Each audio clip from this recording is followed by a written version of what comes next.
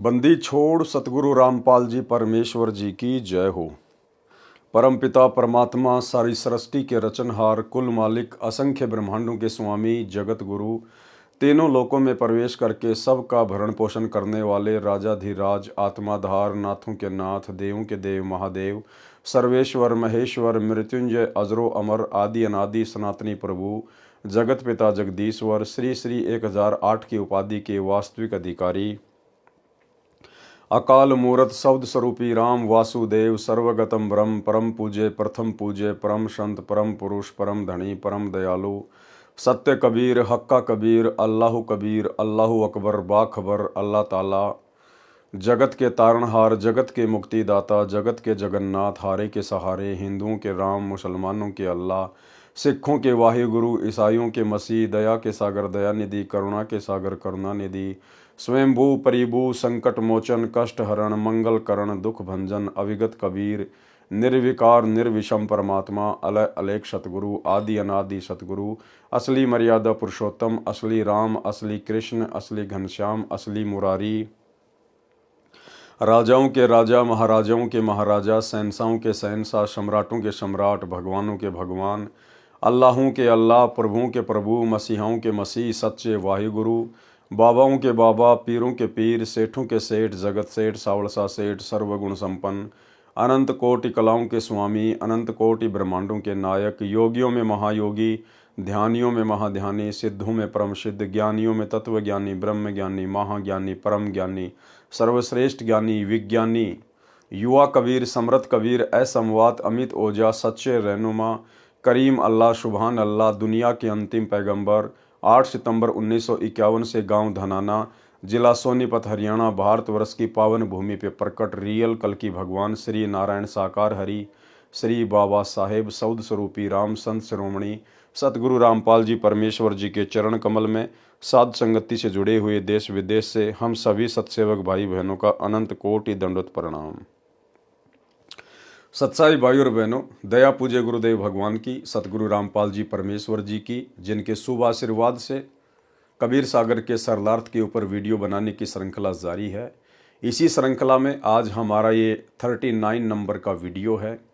प्रत्येक वीडियो में गुरुदेव भगवान के आशीर्वाद से, उनके तत्व ज्ञान को आधार बनाकर हमें बहुत कुछ शिक्षाएं मिल रही हैं, जो शिक्षाएं हमें भक्ति मार्ग पर आगे बढ़ने के लिए प्रेरित करती हैं।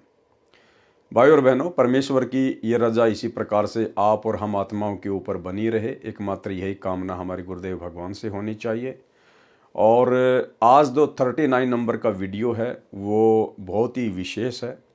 आज का वीडियो जो कर्म बोध है उसको लेकर है। ये जो कर्म हैं कितने प्रकार के होते हैं, कैसे कैसे अपना कार्य करते हैं, ये आज हमें विशेष जानकारी मिलेगी। और भाई और बहनों, आज का जो वीडियो है, दास ये वीडियो पहले बना चुका है। यानी जिस समय हम लोग सृष्टि रचना को लेकर क्रोथा कांड के ऊपर वीडियो बना रहे थे, उस समय ये वीडियो बनाया जा चुका है।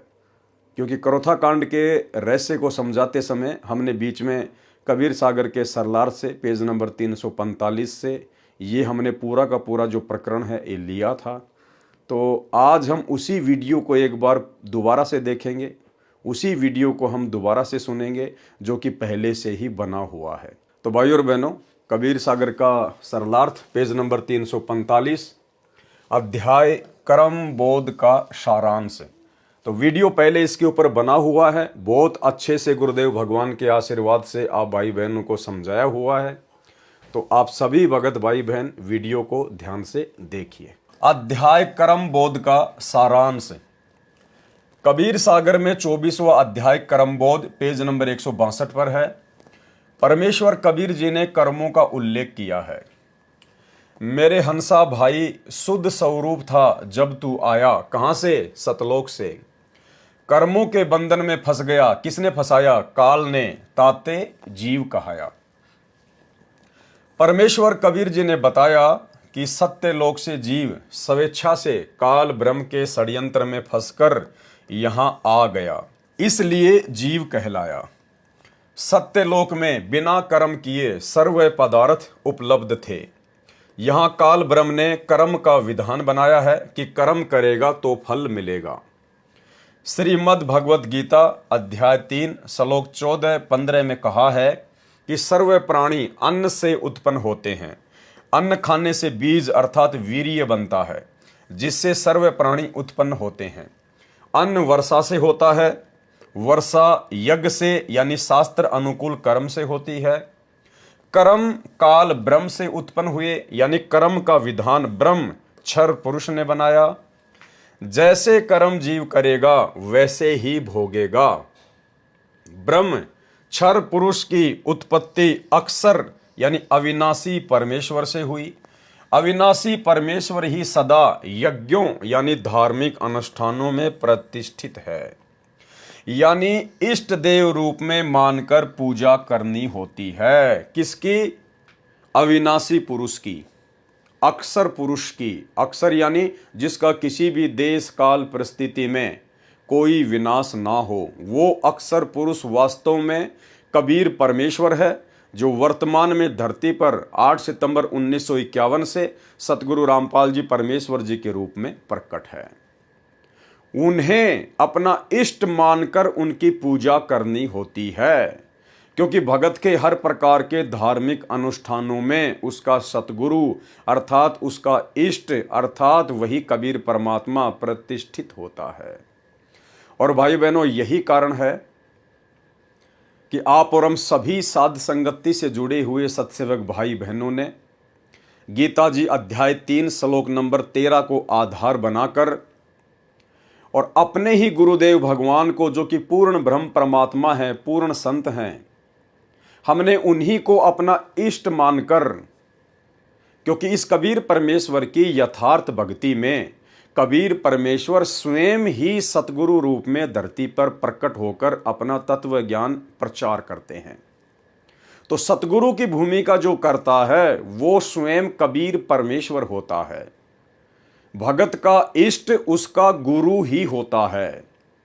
एक छोटा सा सत्संग गुरुदेव भगवान का आपके विश्वास को दृढ़ करने के लिए, ताकि आपकी बची खुची आस्था जो उस दाढ़ी मूछ वाली कबीर दास जी की समझे जाने वाली काल्पनिक फोटो में फंसी हुई है वो भी निकल जाए। गुरुदेव भगवान ने कहा कि चरणा अमृत लेने से 84 लाख प्रकार की योनियों का दुख और पीड़ा समाप्त होती है। लेकिन वो चरणामृत काम कैसे करता है? चरणामृत काम करेगा अपने गुरु को ही इष्ट मानकर उसको रोजाना सेवन करने से, चरणा अमृत का पान करने से। यदि आप अपने गुरु को केवल एक गुरु मान रहे हो, एक संत मान रहे हो, और अपने गुरु के रहते सहते यदि आप किसी अन्य में परमात्मा देखते हो, जैसे वर्तमान में सतलोक आश्रमों से जुड़ी हुई 90% संगत और स्वयं सतगुरु रामपाल जी परमेश्वर जी का कलयुगी परिवार, सभी स्टेट कोऑर्डिनेटर, उस दाढ़ी मूछ वाली कबीर जी की समझे जाने वाली काल्पनिक नकली बेजुबान मुर्दा फोटो को अपना इष्ट मानते हैं, कबीर जी मानते हैं, भगवान मानते हैं। जिस कारण से उन भाई बहनों की बुद्धि परमेश्वर नहीं खोल रहा है, वो अध्यात्म के गूढ़ रहस्यों को नहीं समझ पा रहे हैं और सांप वाली लकीर ही देखा देखी में पीट रहे हैं। तो गुरुदेव भगवान ने बताया कि चरणामृत अवश्य लेना चाहिए, लेकिन अपने गुरु को परमात्मा मानकर, अपने गुरु को भगवान मानकर, अपने गुरु को ही अपना इष्ट मानकर। भाई और बहनों, उस वीडियो में ध्यान देना जहां गुरुजी इष्ट शब्द का जिक्र करेंगे, दास उसको 2 या 3 बार से रिप्ले करेगा ताकि आपको अच्छे से समझ में आ जाए। अर्थात अपने गुरु को ही इष्ट मानकर, इष्ट यानी कबीर जी मानकर, परमेश्वर मानकर भक्ति मार्ग पर सफल हुआ जा सकता है, अन्यथा दूसरा कोई ऑप्शन नहीं है। सुनिए। कबीर गुरु को मानुष जोगने और चरणामृत को पाने, ते नर नरक जावेंगे हे जन्म जन्म होए समान। जो क्या बताते हैं, गुरु को मानुष मानते हैं और चरणामृत भी देखा, चरणामृत भी गुरु जी के चरणों का जल उसको भी पी रहे हैं और ऊपर से एक मनुष्य मान रहे हैं। कहते उससे भी, वो भी फिर 84 लाख योनियों का अधिकारी है, उसकी भक्ति चले नहीं। गुरु को मानुष जोगने और चरणामृत को पान, ते नर नरक में जावेंगे फिर जन्म जन्म होए समान। चरणामृत ले लेकिन भगवान समझ के ले, चरणामृत ले लेकिन भगवान समझ के ले, चरणामृत ले लेकिन भगवान समझ के ले। मान लो मूलधन 100 रुपये।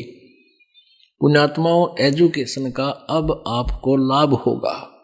तो यहाँ कबीर सागर के सरलार्थ में भी पेज नंबर 345 पर सतगुरु रामपाल जी परमेश्वर जी ने हम भक्तों की आंखें खोलने के लिए और उस दाढ़ी मूछ वाली कबीर जी की समझे जाने वाली काल्पनिक फोटो से हमारी आस्था हटाने के लिए लिखा है, यानी इष्ट देव रूप में मानकर पूजा करनी होती है।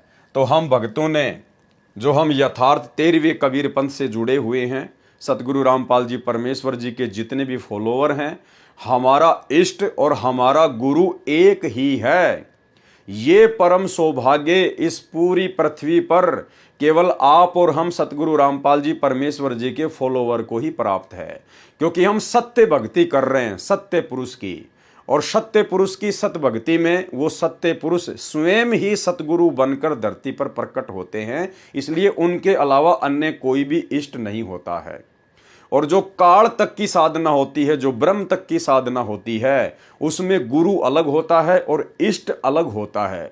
यानी काल तक की साधना में गुरु और इष्ट कभी भी एक नहीं होता है, लेकिन सत्य पुरुष की सतलोक वाली साधना में गुरु और इष्ट दोनों सत्य पुरुष ही होता है।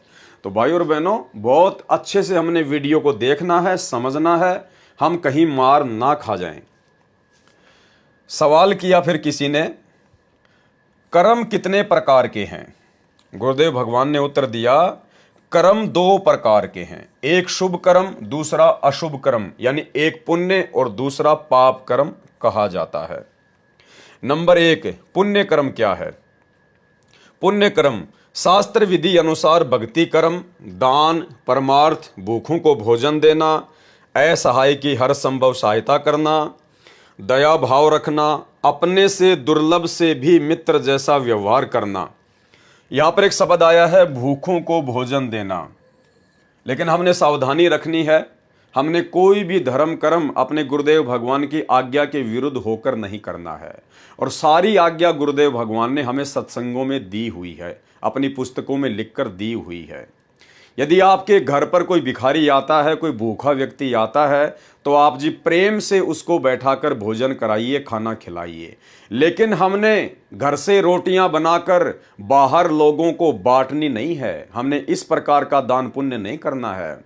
भूखों को भोजन खिलाने का मतलब है, यदि कोई आपके घर पे आ जाए, यदि वो मांगता है तो भी खिलाना है, और यदि वो भोजन नहीं मांगता है तो हमारा फर्ज है कि हम उनसे प्रार्थना करें कि भाई भोजन तैयार है, आपकी क्या इच्छा है। अगर वो खाना चाहें तो प्रेम से खिलाइए, नहीं खाना चाहता है तो उसकी मर्जी। लेकिन हमने अपनी तरफ से दान पुण्य के चक्कर में पड़कर घर से खाना बनाकर बाहर किसी को भी खिलाने के लिए नहीं जाना है। हाँ, ये बात और है, यदि आपके घर में किसी दिन खाना ज़्यादा बन गया है तो आप जी बाहर जाकर किसी गाय या कुत्ते को या किसी ज़रूरतमंद व्यक्ति को भोजन दे सकते हैं, लेकिन उसके बदले में किसी भी प्रकार के पुण्य की उम्मीद ना करें। पुण्य केवल हमें सतगुरु की भक्ति से चाहिए। सतगुरु ने हमें जो 5 यज्ञ दे दिए उसी आधार से चाहिए। इसके अलावा हमने कहीं से भी किसी भी प्रकार से कोई भी पुण्य की उम्मीद नहीं करनी है। तो पुण्य कर्म बताए गुरुदेव ने, शास्त्र विधि अनुसार भक्ति कर्म, दान करना, परमार्थ के कार्य करना, भूखों को भोजन देना, असहाय की हर संभव सहायता करना, दया भाव रखना, अपने से दुर्लभ से भी मित्र जैसा व्यवहार करना। लेकिन ये तमाम कर्म करने से पहले हमने ध्यान रखना चाहिए कि हमारी मर्यादाओं पर किसी भी प्रकार की कोई भी आंच ना आ जाए। भगत के अंदर दया भाव होना चाहिए। गुरुदेव भगवान ने बताया कि दया बिना दरवेश कसाई, लेकिन साथ में परमात्मा हमें शिक्षा भी देते हैं कि वो दया आपने बिल्कुल भी नहीं दिखानी है भावुकता में आकर या जोश में आकर, जो दया भाव आपकी मर्यादाओं को तोड़ने का कारण बने। गुरुदेव ने राजा जनक का उदाहरण दिया कि राजा जनक ने भावुकताओं में बहकर दया भाव से अपने आधे पुण्य संकल्प कर दिए, जिस समय धर्मराज के दूत उसको ऊपर लेके जा रहे थे। तो हमने इस प्रकार से अपनी भक्ति को नष्ट नहीं करना चाहिए। जिसका जैसा कर्म है उसको भोगना है तो भाई वो भोगे, लेकिन हमने अपनी भक्ति बर्बाद नहीं करनी है। यानी दया भाव भी ज्ञान को आधार बनाकर ही दिखानी है। व्यर्थ की दया भगत के लिए काल का षड्यंत्र बन जाती है। पर नारी को माता तथा बहन के भाव से देखना चाहिए, सत्य बोलना चाहिए, अहिंसा में विश्वास रखना चाहिए, साधु संतों भक्तों की सेवा व सम्मान करना चाहिए। और भाई और बहनों, ये जो भाव है ये केवल आप और हम साथ संगति से जुड़े हुए भगत भाई बहनों में है। ये साधु संतों की भक्तों की सेवा करना, उनका सम्मान करना, ये सतलोक आश्रम मैनेजमेंट हरियाणा में नहीं है। गुरुदेव के कलयुगी बेटा बेटी भाई बंधु रिश्तेदारों में, उन कोऑर्डिनेटरों में ये भाव नहीं है, ये गुण नहीं है। वे तो अपने ही गुरु भाई बहनों को लठों से मारते हैं, पीटते हैं, झूठे मुकदमे लगाते हैं, उन्हें परेशान करते हैं, दुखी करते हैं, गुरु महिमा करने से रोकते हैं। तो ये सेवा भी परमात्मा ने आप और हमारे को बख्शी है। माता पिता तथा बूढ़ों की सेवा करना आदि आदि शुभ यानी पुण्य कर्म है। दूसरे नंबर पर है पाप कर्म। पाप कर्म शास्त्र विधि त्याग कर मनमाना आचरण करके भक्ति कर्म करना, यह सबसे बड़ा पाप कर्म बताया गुरुदेव ने। यानी जो आन उपासना है, शास्त्र विधि को त्याग के मनमाना आचरण करना, यह सबसे बड़ा पाप कर्म है। और भाई और बहनों, शास्त्र विधि को त्याग कर मनमाना आचरण करने का ठेका, जिम्मेदारी वर्तमान में गुरुदेव के परिवार ने ले रखी है, उनके बेटा बेटी भाई बंधु रिश्तेदारों ने ले रखी है, और इन स्टेट कोऑर्डिनेटरों ने ले रखी है, और व्यर्थ में बेचारी नादान संगत के कर्म फुड़वा रहे हैं। आपको पता होगा, जिस समय श्री राम मंदिर का निर्माण कार्य चल रहा था और उसके बाद में जैसे निर्माण कार्य पूरा हुआ और नरेंद्र मोदी जी के द्वारा उसका उद्घाटन किया गया, उसके बाद भाई और बहनों, सतलोक आश्रम मैनेजमेंट हरियाणा ने, गुरुदेव के कलयुगी परिवार ने श्री राम मंदिर के निमित्त उन आन उपासकों के लिए अयोध्या में 1 महीने के भंडारे का प्रबंध किया, जो कि शास्त्र विधि को त्याग कर मनमाना आचरण था। मनमाना आचरण है, आगे आपको समझाएंगे अच्छे से इन्होंने कैसे कैसे मनमाने आचरण किए हैं। जो सभी मनमाने आचरण इनके स्वतंत्र कर्मों के तहत थे। और ये स्वतंत्र कर्म क्या हैं, अब सतगुरुदेव भगवान हमें अपने कर कमलों से लिखी हुई इस पुस्तक के माध्यम से समझने की दया बख्शेंगे। पाप कर्म शास्त्र विधि त्याग कर मनमाना आचरण करके भक्ति कर्म करना, चोरी करना, पर स्त्री से बलात्कार, पर स्त्री को दोष दृष्टि से देखना, मांस मदिरा का सेवन, नशीली वस्तुओं का सेवन, रिश्वत लेना, डाके मारना, हिंसा करना आदि आदि अशुभ कर्म यानी पाप कर्म है। फिर प्रश्न किया गया, कर्म बंधन कैसे बनता है, यानी जीव कर्मों के बंधन में कैसे बंधता है। उत्तर दिया गुरुदेव भगवान ने, काल ब्रह्म ने जीव के कर्मों को 3 प्रकार से बांट रखा है। सबसे पहला कर्म है संचित कर्म, दूसरे नंबर का कर्म है प्रारब्ध कर्म, और तीसरे नंबर का कर्म है क्रियावान कर्म यानी स्वतंत्र कर्म। क्रियावान कर्म को स्वतंत्र कर्म भी कहते हैं। ये 3 प्रकार के कर्म है जिनके माध्यम से ये ब्रह्म, ये क्षर पुरुष, ये काल जीव आत्माओं को बांध के रखता है। भाई और बहनों, बहुत ही ज्यादा इंपॉर्टेंट वीडियो है। गुरुदेव भगवान किसी भी प्रकार की कोई भी कमी अपनी तरफ से नहीं रखेंगे, और परमेश्वर की दया है कि परमेश्वर ने साध संगति से आप और हम भगत भाई बहनों को निमित्त बनाकर इस प्रकार के खुलासे करवा रहे हैं। ये खुलासे हमारे भक्ति मार्ग में हमारे लिए बहुत ही ज़्यादा सहायक हैं। हमारी मर्यादा टूटने से बचेगी, हमारे अंदर डर पैदा होगा, भय पैदा होगा, ताकि हम मर्यादा ना तोड़ें, क्योंकि भय बिना भक्ति नहीं होती। तो 3 प्रकार के कर्मों के माध्यम से ये काल जीव को बांध के रखता है। सबसे पहला है संचित कर्म, प्रारब्ध कर्म और क्रियावान कर्म अर्थात स्वतंत्र कर्म। संचित कर्म क्या है? संचित कर्म वे पाप तथा पुण्य कर्म हैं जो जीव के जन्म जन्मांतरों में किए थे, उनका भोग प्राप्त नहीं हुआ है, वे जमा है। यानी संचित कर्म वो कर्म है जब से हम सतलोक से अपने बाप के साथ में धोखा करके इस काल के साथ यहाँ आए हैं, और हमने जितने भी मनुष्य जन्म प्राप्त किए हैं, स्त्री या पुरुष के असंख्य हैं, और हर बार हम धर्मराज के दरबार में जाते हैं, वहाँ पे हमारे पाप और पुण्य का लेखा जोखा होता है, अकाउंट होता है। तो धर्मराज क्या करता है, कुछ पाप और पुण्य मिलाकर तो हमारा नेक्स्ट जीवन निर्धारित कर देता है, और बाकी जो हमारे पाप और पुण्य कर्म जो बच जाते हैं वो उन्हें अपने पास में रख लेता है। उनको कहते हैं संचित कर्म। संचित यानी धर्मराज के पास में जो हमारे असंख्य जन्म जन्मांतरों के शुभ कर्म और अशुभ कर्म, पाप कर्म और पुण्य कर्म जो एक्स्ट्रा जमा हैं, उनको कहते हैं संचित कर्म। और जब जीव इस भक्ति से जुड़ता है, परमात्मा से जुड़ता है, तो ये काल उन्हीं संचित कर्मों का दबाव डालकर जीव को भ्रमित करने का प्रयास करता है। संचित कर्म, क्योंकि जैसे नाम ही है संचित, संचित यानी जमा करना, तो काल के पास में हमारे जितने भी पहले के जन्म जन्मांतरों के कर्म जो संचित हैं, जमा हैं, उनको कहते हैं संचित कर्म। संचित कर्म वे पाप तथा पुण्य कर्म है जो जीव के जन्म जन्मांतरों में किए थे, उनका भोग प्राप्त नहीं हुआ, वे जमा है फिलहाल। दूसरा है प्रारब्ध कर्म। क्या है प्रारब्ध कर्म? यानी भाग्य कर्म। प्रारब्ध कर्म वे कर्म हैं जो जीव को जीवन काल में भोगने होते हैं।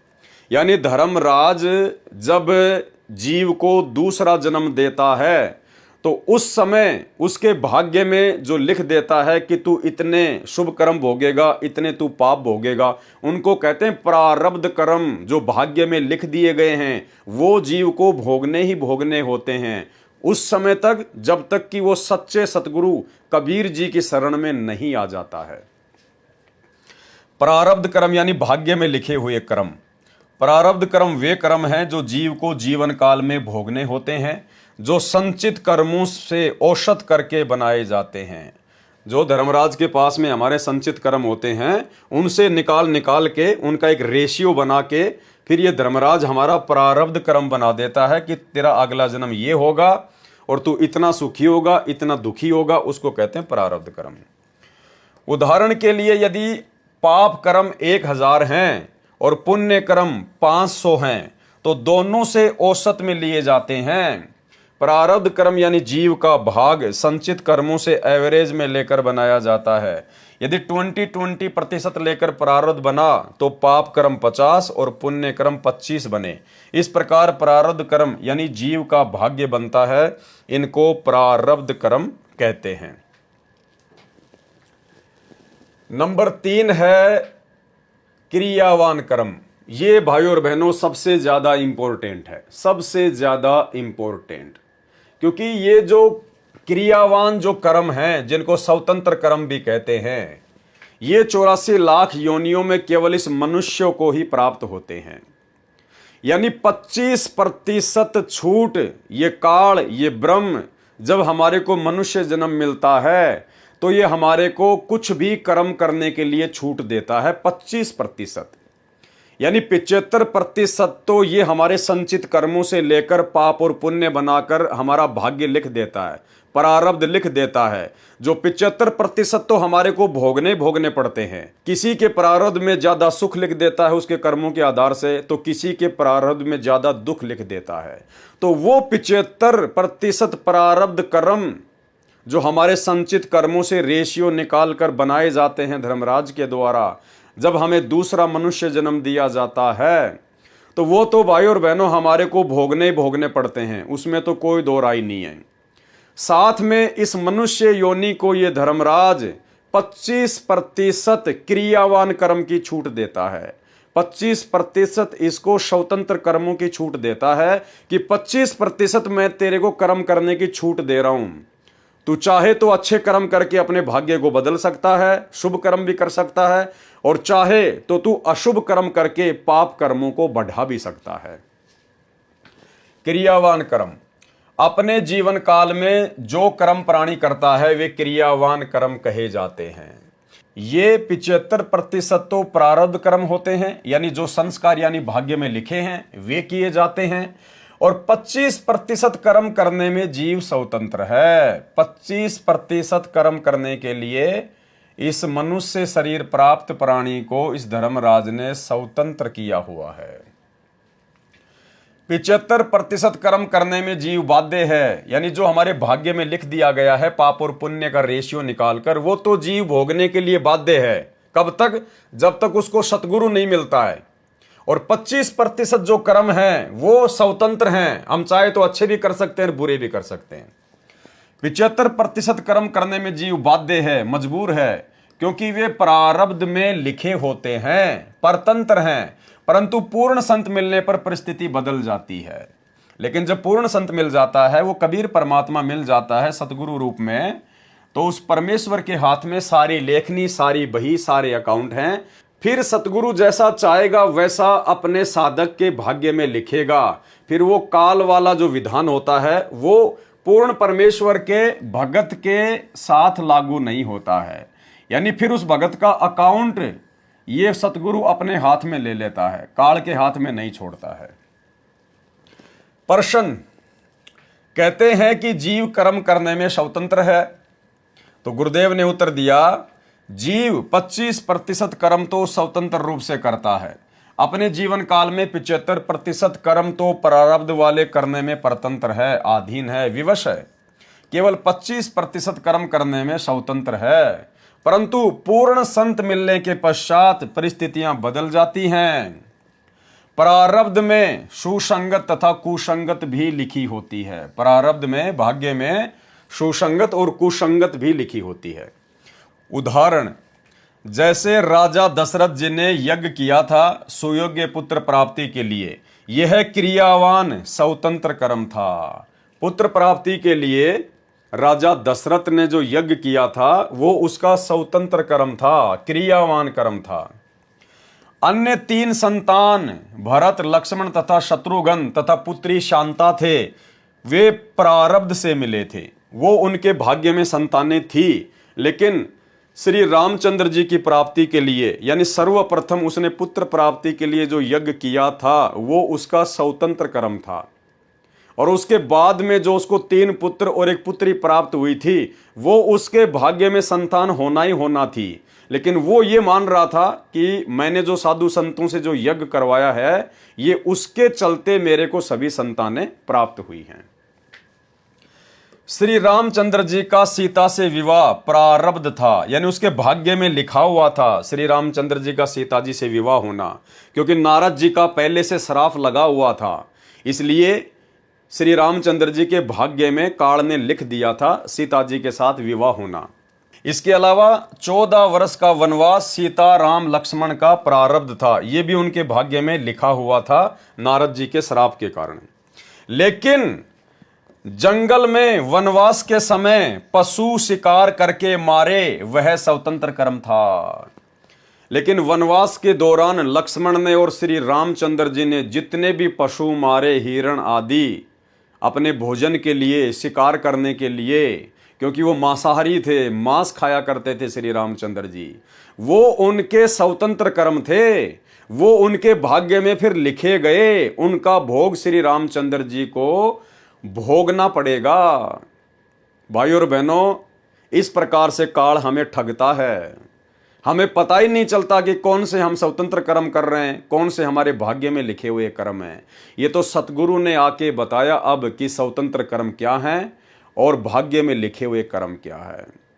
अब ठीक इसी प्रकार भाइयों और बहनों, वर्तमान में सतगुरु रामपाल जी परमेश्वर जी ने आप और हम सभी आत्माओं को अपनी शरण में लिया। ये हमारा प्रारब्ध था, क्योंकि परमात्मा ने पहले से ही पूरी राम कहानी बनाई हुई थी। गुरुदेव ने पहले से ही कह रखा है कि काशी में मेरे से जो 64 लाख आत्माएं बिछुड़ी थी, वो सभी आत्मा सबसे पहले मेरी शरण में आएंगी। तो काशी में बिछड़े हुए उनके भक्तों का वर्तमान में उनके शरण में आना आप और हम सबका प्रारब्ध कर्म है। उसके बाद में सतगुरु रामपाल जी परमेश्वर जी ने हमें सत्संग सुनाए, हमें ज्ञान दिया, हमें मर्यादा बता दी। अब यदि मर्यादाओं को तोड़कर हम कुछ भी पाप कर्म करते हैं, गड़बड़ी करते हैं, तो वो हमारा प्रारब्ध नहीं है, वो हमारे स्वतंत्र कर्म हैं जिनका भोग हमें भोगना पड़ेगा। यदि हम लोग मर्यादा में रह के शुभ कर्म करते हैं तो हमारी भक्ति बनेगी, और यदि उनकी मर्यादा तोड़कर अशुभ कर्म करते हैं, भक्ति विरुद्ध कर्म करते हैं, तो फिर वो स्वतंत्र कर्मों में कन्वर्ट होकर फिर वो आप और हमारे लिए मुश्किल पैदा करते हैं। सन 2014 बरवाला कांड के बाद सतगुरु रामपाल जी परमात्मा के हिसार जेल जाने के बाद पीछे से उनके परिवार के द्वारा, इन स्टेट कोऑर्डिनेटरों के द्वारा, बड़े बड़े सेवादारों के द्वारा सन 2019 में जो कांग्रेस सरकार को वोट डलवाए गए, कांग्रेस सरकार का खुलेआम भगतों से समर्थन करवाया गया, ये उन भगतों का स्वतंत्र कर्म था, स्वतंत्र कर्म।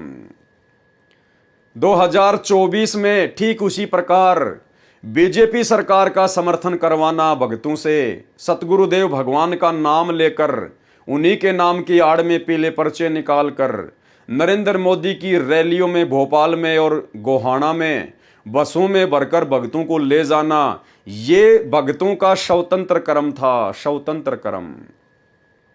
और ये दोनों ही कर्म 2019 में कांग्रेस को समर्थन और वोट, 2024 में बीजेपी को समर्थन और वोट, ये दोनों ही कर्म स्वतंत्र कर्म थे। और ये दोनों ही कर्म गुरुदेव के भक्ति के विरुद्ध थे, जिनका भोग जीव को भोगना ही भोगना पड़ेगा। मर्यादा तो टूटेगी टूटेगी, साथ में उन स्वतंत्र कर्मों का भोग भोगना ही पड़ेगा, क्योंकि काल ने हमारे को 25% स्वतंत्र कर्म करने की छूट दी है। तो इस प्रकार से भाइयों और बहनों, ये काल हमें ठगता है। उसके बाद में सतलोक आश्रम मैनेजमेंट हरियाणा के द्वारा, गुरुदेव के परिवार के द्वारा, राजस्थान के गैंगस्टर आनंदपाल सिंह की सीबीआई जांच का समर्थन करवाना, जो कि पुलिस एनकाउंटर में मारा जा चुका था। राजपूत करणी सेना के लोग अर्थात आनंदपाल सिंह के समाज के लोग उसे अमर शहीद का दर्जा दिलवाने के लिए सीबीआई जांच का समर्थन कर रहे थे। और उसी बीच सतलोक आश्रम मैनेजमेंट हरियाणा द्वारा बेचारे भोले भाले भगतों को और आनंदपाल सिंह की यानी गुंडे की सीबीआई जांच के समर्थन में राजपूत करणी सेना की रैलियों में बैठाना, यह स्वतंत्र कर्म था। भक्तों के दान का 5 लाख रुपए राजपूत करणी सेना को राजस्थान के अजमेर की रैली में चंदे के रूप में देना, ये स्वतंत्र कर्म था, जो कि सरासर भक्ति के विरुद्ध है, जिसका भोग जीव को भोगना पड़ेगा, संगत को भी भोगना पड़ेगा, जिन जिन लोगों ने उनको दान देकर सहयोग किया है, और सतलोक आश्रम मैनेजमेंट हरियाणा को भी भोगना पड़ेगा। उसके बाद में जब हरियाणा में जाट आरक्षण चल रहा था, तो सतलोक आश्रम मैनेजमेंट हरियाणा के द्वारा, गुरुदेव के परिवार के द्वारा लाखों भक्तों को हरियाणा में जाट आरक्षण में उनके धरनों पर बैठाना, ये स्वतंत्र कर्म था। भक्तों के दान का करोड़ों रुपया जाट आरक्षण संघर्ष समिति को चंदे के रूप में देना, ये स्वतंत्र कर्म था, जो कि भक्ति के विरुद्ध था। इसका भोग भी सबको भोगना पड़ेगा उसी रेशियो में। इसके अलावा सतलोक आश्रम में भक्तों से देह दान करवाना और रक्त दान करवाना, ये भी स्वतंत्र कर्म है। आगे चलकर जब उन भक्तों का खून व्यापार का रूप लेगा, क्योंकि आपने तो मुफ्त में दे दिया, और जब आपको ही कल को आवश्यकता पड़ गई या किसी और को आवश्यकता पड़ेगी, और जब उसको खून चाहिए, तो आपके द्वारा फ्री में दिया गया खून 5 से 10 हजार रुपए यूनिट में बिकेगा, 5 से 10 हजार रुपए यूनिट में। तो ये भी भक्तों का स्वतंत्र कर्म है, इसका भोग भी भोगना पड़ेगा। भगत को तो खून की आवश्यकता पड़ती नहीं। अगर भगत बीमार हो गया, कोई नौबत भी आ गई, तो वो तो अपने परमात्मा से अर्ज करेगा, अरदास करेगा, परमात्मा दया करेंगे। और यदि मान लीजिए आपके किसी रिश्तेदार को जरूरत पड़ गई, आपके किसी सगे संबंधी को जरूरत पड़ गई, तो आप जी डायरेक्ट हॉस्पिटल में जाकर उसको खून दान कर सकते हैं। लेकिन इस प्रकार से कैंप लगाकर, आश्रमों में सरकारी गाड़ियां मंगवाकर इस प्रकार से ब्लड डोनेशन करना, ये भक्ति मर्यादाओं के विरुद्ध है, खिलाफ है, क्योंकि आगे चलकर फिर ये धंधा बन जाता है, व्यापार का रूप लेता है आपका खून। तो ये भगत का स्वतंत्र कर्म, इसका भोग भी भोगना पड़ेगा, ये भक्ति मर्यादाओं के विरुद्ध खिलाफ है। वर्तमान में गुरुदेव भगवान के हिसार जेल में रहते सहते, गुरुदेव भगवान के नाम की आड़ में उनके कलयुगी परिवार ने अपने धार्मिक धंधे के लिए जितने भी सतलोक आश्रम देश विदेश में खोल रखे हैं, ये भी उनका स्वतंत्र कर्म है, स्वतंत्र कर्म। और जितनी भी नादान संगत देखा देखी में इन आश्रमों में जाती है, ये भी संगत का स्वतंत्र कर्म है। क्योंकि संगत उन आश्रमों में सत्संग सुनने नहीं जाती है, क्योंकि सत्संग तो सबके घर पर उपलब्ध है, सबके मोबाइल में हैं, यूट्यूब पर हैं, टीवी चैनल पर आ रहे हैं। तो संगत का उन आश्रमों में जाना सत्संगों के बहाने, ये उनका स्वतंत्र कर्म है। फिर रास्ते में कोई 2 मरते हैं, कभी 10 मरते हैं, कभी 13 एक साथ एक्सीडेंट में मरते हैं। क्यों? क्योंकि ये उनका स्वतंत्र कर्म था। और जब कोई भी साधक भक्ति विरुद्ध स्वतंत्र कर्म करता है तो सतगुरु का काल भगवान के साथ एग्रीमेंट है, सतगुरु वहां भगत की किसी भी प्रकार की कोई सहायता नहीं करता है। हाँ, यदि वो भगत उल्टे स्वतंत्र कर्म करके भी बच जाता है, हमें लगता है कि इसका तो कुछ नहीं बिगड़ रहा, भाई और बहनों, वहां उसकी रक्षा उसके पिछले प्रारब्ध के जो संचित जो शुभ कर्म हैं उसके आधार से वर्तमान में उसकी रक्षा हो रही है। वर्तमान में जो वो भक्ति कर रहा है वो तो मर्यादा टूटने के चलते, स्वतंत्र कर्म भक्ति विरुद्ध करने के चलते उसका नाम कट चुका है ऑटोमेटिक। सतगुरु से उसको किसी प्रकार का कोई लाभ नहीं मिल रहा, भक्ति का उसे कोई लाभ नहीं मिल रहा। और यदि उल्टे कर्म करते करते भी यदि वो जीवित है, मौज मस्ती कर रहा है, उसके जीवन में कोई दुख और संकट नहीं है, तो ये उसके पिछले प्रारब्ध के कर्म, यानी उसकी बैटरी फिलहाल चल रही है। लेकिन बैटरी कब तक चलेगी? हो सकता है इस जीवन में भी चल जाए, अगले जीवन में भी चल जाए, क्योंकि भक्ति बड़ी जबरदस्त है। लेकिन सतलोक तो नहीं जा पाया मर्यादा तोड़ के, स्वतंत्र कर्मों का दुरुपयोग करके, फिर किसी न किसी जन्म में उसको दुख उठाना पड़ेगा। और हो सकता है इस जन्म में भी स्वतंत्र कर्म का भोग उसे भोगना पड़ जाए, जिस प्रकार से स्वतंत्र कर्म का भोग आगे चलकर राजा दशरथ ने भोगा, अभी आपको दिखाएंगे। तो भाई और बहनों, ये तमाम जो कर्म हैं, इन कर्मों से हमने शिक्षा लेनी है। आप और हम भगत भाई बहन भक्ति मार्ग पर, क्योंकि हमारा तो पूरा जीवन ही भक्तिमय है। सच्चे सतगुरु से सच्ची साधना मिल जाने के बाद और ये तत्व ज्ञान हो जाने के बाद में भगत के कोई अलग अलग जीवन नहीं होते, जैसे सामाजिक जीवन, आध्यात्मिक जीवन, व्यावसायिक जीवन। भगत का पूरा ही जीवन भक्तिमय हो जाता है, आध्यात्मिक हो जाता है। भगत हर प्रकार से सावधान होता है, हर प्रकार से गलतियां करने से बचता है। तो भाई और बहनों, आप और हम भगत भाई बहनों ने इस भक्ति मार्ग पर यदि सफल होना है तो परमात्मा ने हमारे लिए ना जाने क्या क्या सावधानियां लिखकर इन पुस्तकों में छुपा रखी है, जो अब धीरे धीरे उजागर हो रही हैं। परमात्मा साध संगति के माध्यम से वीडियो बनवा रहे हैं। तो भाई और बहनों, भक्ति मार्ग पर कोई भी कर्म करने से पहले हमारे को एक बार याद आ जाना चाहिए कि कहीं मेरा ये कर्म स्वतंत्र कर्म के तहत तो नहीं है। जैसे आपके किसी यार दोस्त ने या रिश्तेदार ने आपसे कहा कि भाई चलो 2-4 दिन के लिए शिमला घूमने चलते हैं, मेरी छुट्टियां पड़ गई है, मैं फ्री हूँ, और भगत जी आप भी आ जाओ, 2-4 दिन आपको मैं घुमा लाता हूँ, कोई दिक्कत नहीं, आपके पास खर्चा नहीं है तो कोई दिक्कत नहीं है, खर्चा मैं उठाऊंगा। तो आपका रिश्तेदार तो अनुपदेशी है या उपदेशी है, और आपने भी उपदेश ले रखा है, और आपने सोचा कि यार क्यों ना चलते हैं, पैसा तो लग ही नहीं रहा, पैसा तो रिश्तेदार भरेगा, और 2-4 दिन के लिए चलते हैं, क्या दिक्कत है। तो भाई और बहनों, वो आपका स्वतंत्र कर्म होगा, क्योंकि भक्ति मार्ग में भगत के लिए इस प्रकार से सैर सपाटे करना बिल्कुल मर्यादाओं के खिलाफ है।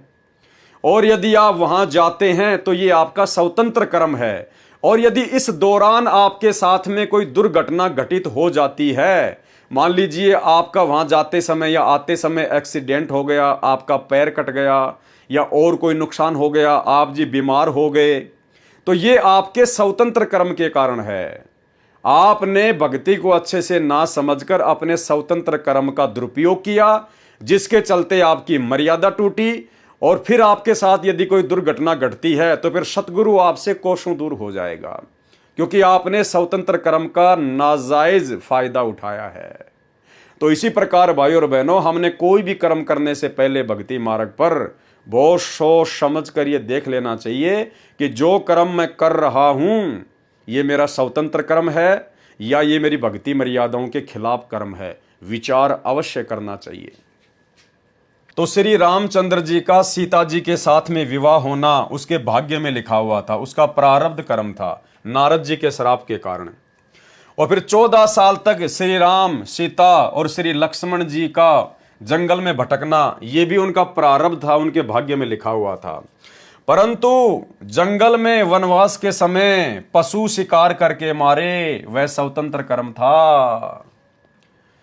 सौरूपणखा, जो रावण की बहन थी, सौरूपणखा, उसका नाक काटना लक्ष्मण का स्वतंत्र कर्म था। रावण की बहन का नाक काटना ये लक्ष्मण जी के द्वारा किया गया स्वतंत्र कर्म था।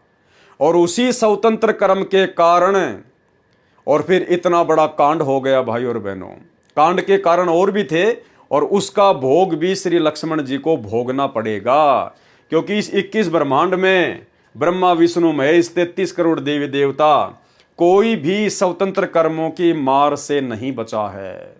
केवल वही साधक बचते हैं जो पूर्ण सतगुरु की शरण में आ जाते हैं, और शरण में आने के बाद में जो मर्यादाओं में रह के भक्ति करते हैं, परमात्मा उनके प्रारब्ध में लिखे हुए कर्मों को भी काटता है, हल्का करता है, और संचित कर्मों का सदुपयोग करना सिखाता है।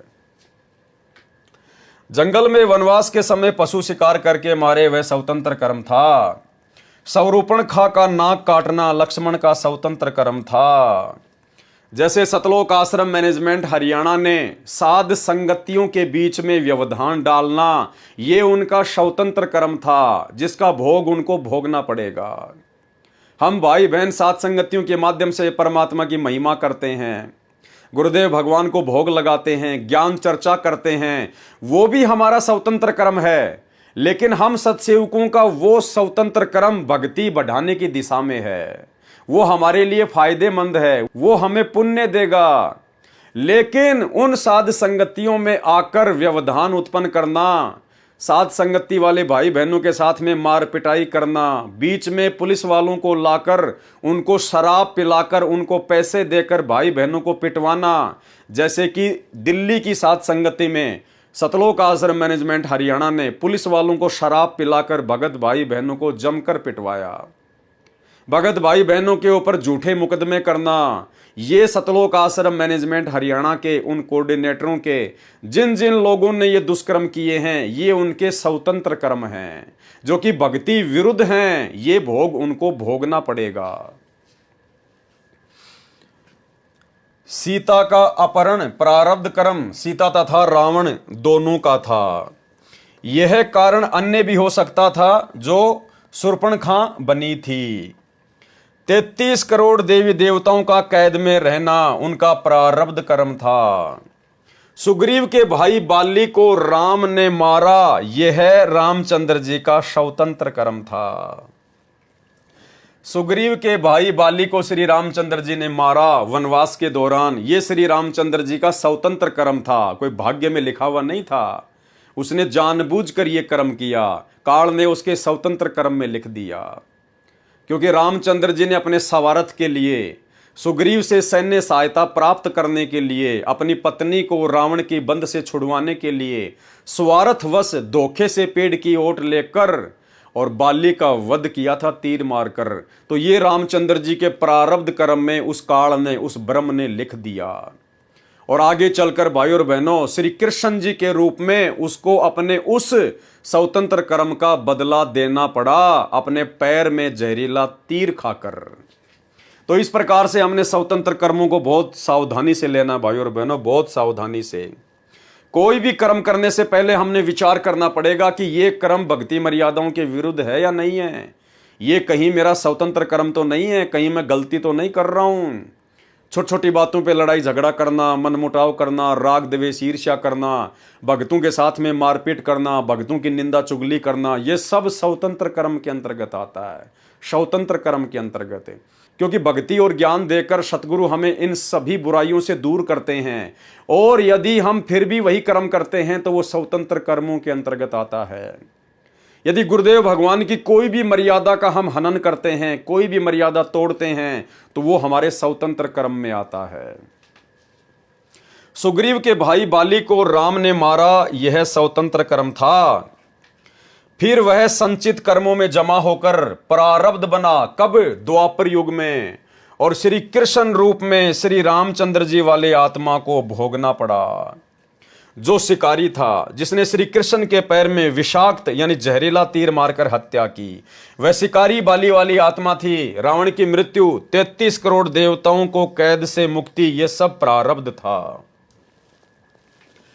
श्री कृष्ण जी ने जो 8 विवाह किए वह उसका प्रारब्ध था, यानी 8 शादियां करना तो श्री कृष्ण जी के भाग्य में लिखा हुआ था, क्योंकि आत्माओं के जन्म जन्मांतरों के जो संस्कार हैं वो काल ने उलझा रखे हैं। तो जब भी ये उसको नया मनुष्य जीवन देता है तो उसके असंख्य जन्मों के जो संचित कर्म उसके पास में जमा हैं, उससे पाप और पुण्य का रेशियो निकालकर उसका प्रारब्ध बना देता है, उसका भाग्य बना देता है। तो ऐसा ही कोई भाग्य श्री कृष्ण जी का था, उसके प्रारब्ध में था कि 8 विवाह द्वापर युग में श्री कृष्ण जी को करने थे, ये उसके भाग्य में लिखा हुआ था। श्री कृष्ण जी ने जो 8 विवाह किए वह उसका प्रारब्ध था। राधा से प्रेम भी उसका प्रारब्ध था, उसके भाग्य में लिखा हुआ था। गोपियों के साथ भोग विलास, ये भी उसका प्रारब्ध कर्म था, उसके भाग्य में लिखा हुआ था। यानी परतंत्र होकर किया कर्म था, यानी काल के अधीन होकर, परतंत्र होकर वो कर्म किए गए थे। परंतु 16,000 स्त्रियों को एक राजा की कैद से छुड़वाकर अपने पास रखकर उनसे भोग विलास करना, यह स्वतंत्र कर्म था। एक राजा से 16,000 औरतों को युद्ध करके छुड़वाना और फिर उन औरतों को अपने पास में रखना और फिर उनके साथ में भोग विलास करना, सेक्स करना, यह श्री कृष्ण जी का मनमाना आचरण था। ये उनका स्वतंत्र कर्म था जो काल ने उसके बैड अकाउंट में लिख दिया। और परमात्मा कहते हैं, पर द्वारा स्त्री का खोले 70 जन्म अंधा हो डोले। एक पर स्त्री के साथ में व्यभिचार करना, क्योंकि पत्नी के होते सहते यदि आप किसी और के साथ में शारीरिक संबंध बनाते हैं, भले आप दोनों ने अपनी सहमति से बनाए हैं, लेकिन वो आपके बैड अकाउंट में लिखे जाते हैं, वो आपके स्वतंत्र कर्म में गिने जाते हैं। तो एक पर स्त्री के साथ में शारीरिक संबंध बनाने की सजा परमेश्वर ने क्या बताई? पर द्वारा स्त्री का खोले 70 जन्म अंधा हो डोले। और श्री कृष्ण जी ने तो 16,000 औरतों के साथ में शारीरिक संबंध बनाते हुए अपने स्वतंत्र कर्मों को बिगाड़ा है। तो सोचिए काल ने उसको कितना जबरदस्त तरीके से बांध लिया है। जब कभी उसके पुण्य समाप्त होंगे, विष्णु वाली गद्दी से वो नीचे गिरेगा और फिर देखना भाई और बहनों, काल इनकी कैसे दुर्गति करता है।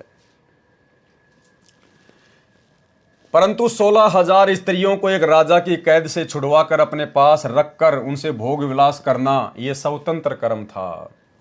कुब्जा को स्वस्थ करना प्रारब्ध कर्म था, यानी उसके भाग्य में लिखा हुआ था कि आपने उस कुब्जा को ठीक करना ही करना है।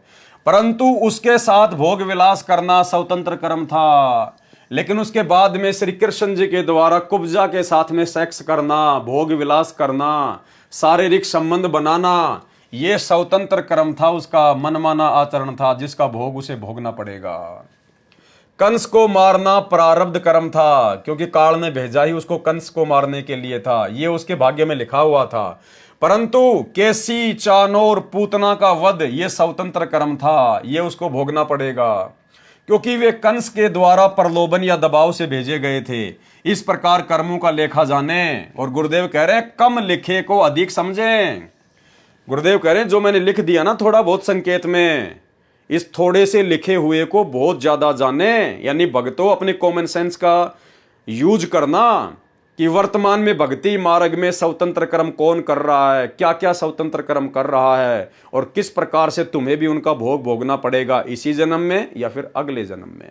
तो भाई और बहनों, कल हमारा जो क्रोथा कांड के ऊपर लास्ट वीडियो है, उस वीडियो को देखने से पहले और समझने से पहले, यानी जो मनमानियां सेवादारों ने क्रोथा आश्रम में की, उन सब को समझने से पहले आप और हमने ये स्वतंत्र कर्म को समझना बेहद जरूरी है।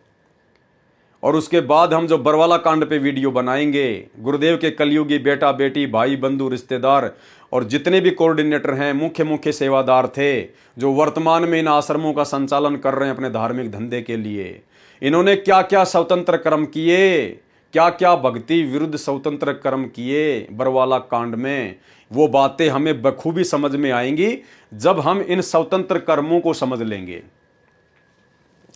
फिर किसी ने सवाल किया, क्या स्वतंत्र कर्म फल भी वर्तमान जीवन में प्राप्त होता है? क्या वर्तमान में जो स्वतंत्र कर्म किए जाते हैं, क्या उनका भोग इसी जन्म में भी भोगना पड़ता है या फिर किसी और जन्म में भोगना पड़ता है? उत्तर दिया गुरुदेव भगवान ने, कुछ कर्मों का फल वर्तमान जीवन में भी प्राप्त होता है, परंतु यह विशेष परिस्थिति में भोगना पड़ता है। उदाहरण क्या दिया मालिक ने? राजा दशरथ रात्रि के समय एक सरोवर पर रखवाली कर रहे थे। उस सरोवर का ऋषि लोग पानी पीते थे, उसे जंगली जानवर खराब कर देते थे। ये सेवा स्वयं राजा ने ली थी, क्योंकि राजा दशरथ मान रहे थे कि ऋषियों के आशीर्वाद से उनको श्री रामचंद्र, लक्ष्मण, भरत, शत्रुघ्न पुत्र प्राप्त हुए थे। वैसे श्री राम का जन्म उनके यज्ञ की देन नहीं थी, ये प्रारब्ध में था। यज्ञ ऋषियों के द्वारा किया गया था, जिस कारण से वे महिमा के पात्र बने थे। एक श्रवण नामक ज्येष्ठ पुत्र अपने अंधे माता पिता को बहंगी, यानी एक बांस के दोनों सिरों पर पालने बांधकर बहंगी बनाई जाती थी, उसमें बैठाकर तीर्थ स्नान के लिए निकला था। माता पिता को प्यास लगी। अंधेरी रात्रि में श्रवण पानी का लोटा लेकर सरोवर पर गया और पानी का लोटा भरने लगा। उसकी आवाज सुनकर राजा दशरथ ने कोई जंगली जानवर समझकर शब्द भेदी बाण मारा। शब्द भेदी बाण, भाई और बहनों देखो, पहले आध्यात्मिक विज्ञान थी, अब वर्तमान में लोगों के पास में भक्ति रही नहीं, इसलिए काल ने विज्ञान का प्रचार प्रसार कर दिया। पहले आध्यात्मिक विज्ञान थी, तो राजा दशरथ ने क्या किया? आवाज सुनकर शब्द भेदी बाण मारा। शब्द भेदी बाण क्या होता है? यानी उस बाण को मंत्रित करके और जहां से आवाज आ रही है उधर छोड़ दिया जाएगा। तो चाहे अंधेरा हो, रास्ता चाहे टेढ़ा मेढ़ा हो, कैसा भी हो, वो बाण उसी आवाज के ऊपर जाकर लगेगा, अपने निशाने पे जाकर लगेगा। उसको कहते हैं शब्द भेदी बाण। जैसे वर्तमान में वैज्ञानिकों ने कुछ ऐसी मिसाइलें बना रखी हैं, आप जिस भी शहर पर, जिस भी राज्य पर, जिस भी पॉइंट पर उसको टारगेट करके मारोगे तो वो घूमती फिरती और हजारों किलोमीटर दूर जाकर उसी लक्ष्य के ऊपर निशाना मारेगी। तो इसी प्रकार पहले आध्यात्मिक विज्ञान थी, तो राजा दशरथ ने शब्द भेदी बाण मारा, जो श्रवण को लगा और वह हाय राम कहकर गिर गया। राजा दशरथ ने पशु समझकर तीर मारा था। हाय राम की आवाज सुनकर राजा समझ गया कि किसी व्यक्ति को तीर लगा है। श्रवण दर्द के कारण तड़प रहा था, हाय हाय कर रहा था। राजा दशरथ ने जाकर नाम गांव पूछा और सच्चाई बताई, तो श्रवण ने कहा कि मैं तो बचूंगा नहीं, मेरे माता पिता अंधे हैं, बहुत प्यास लगी है, आप उनको पानी पिला देना। उनको पानी पिलाने से पहले नहीं बताना कि तुम्हारा श्रवण मर गया है। वे पानी नहीं पिएंगे और प्यासे ही मर जाएंगे। इतनी बात कहकर श्रवण प्राण त्याग गया। राजा दशरथ जल का लोटा भरकर श्रवण के माता पिता के पास गए। पैरों के कदमों की आवाज सुनकर पिता बोला कि बेटा श्रवण, पानी मिल गया।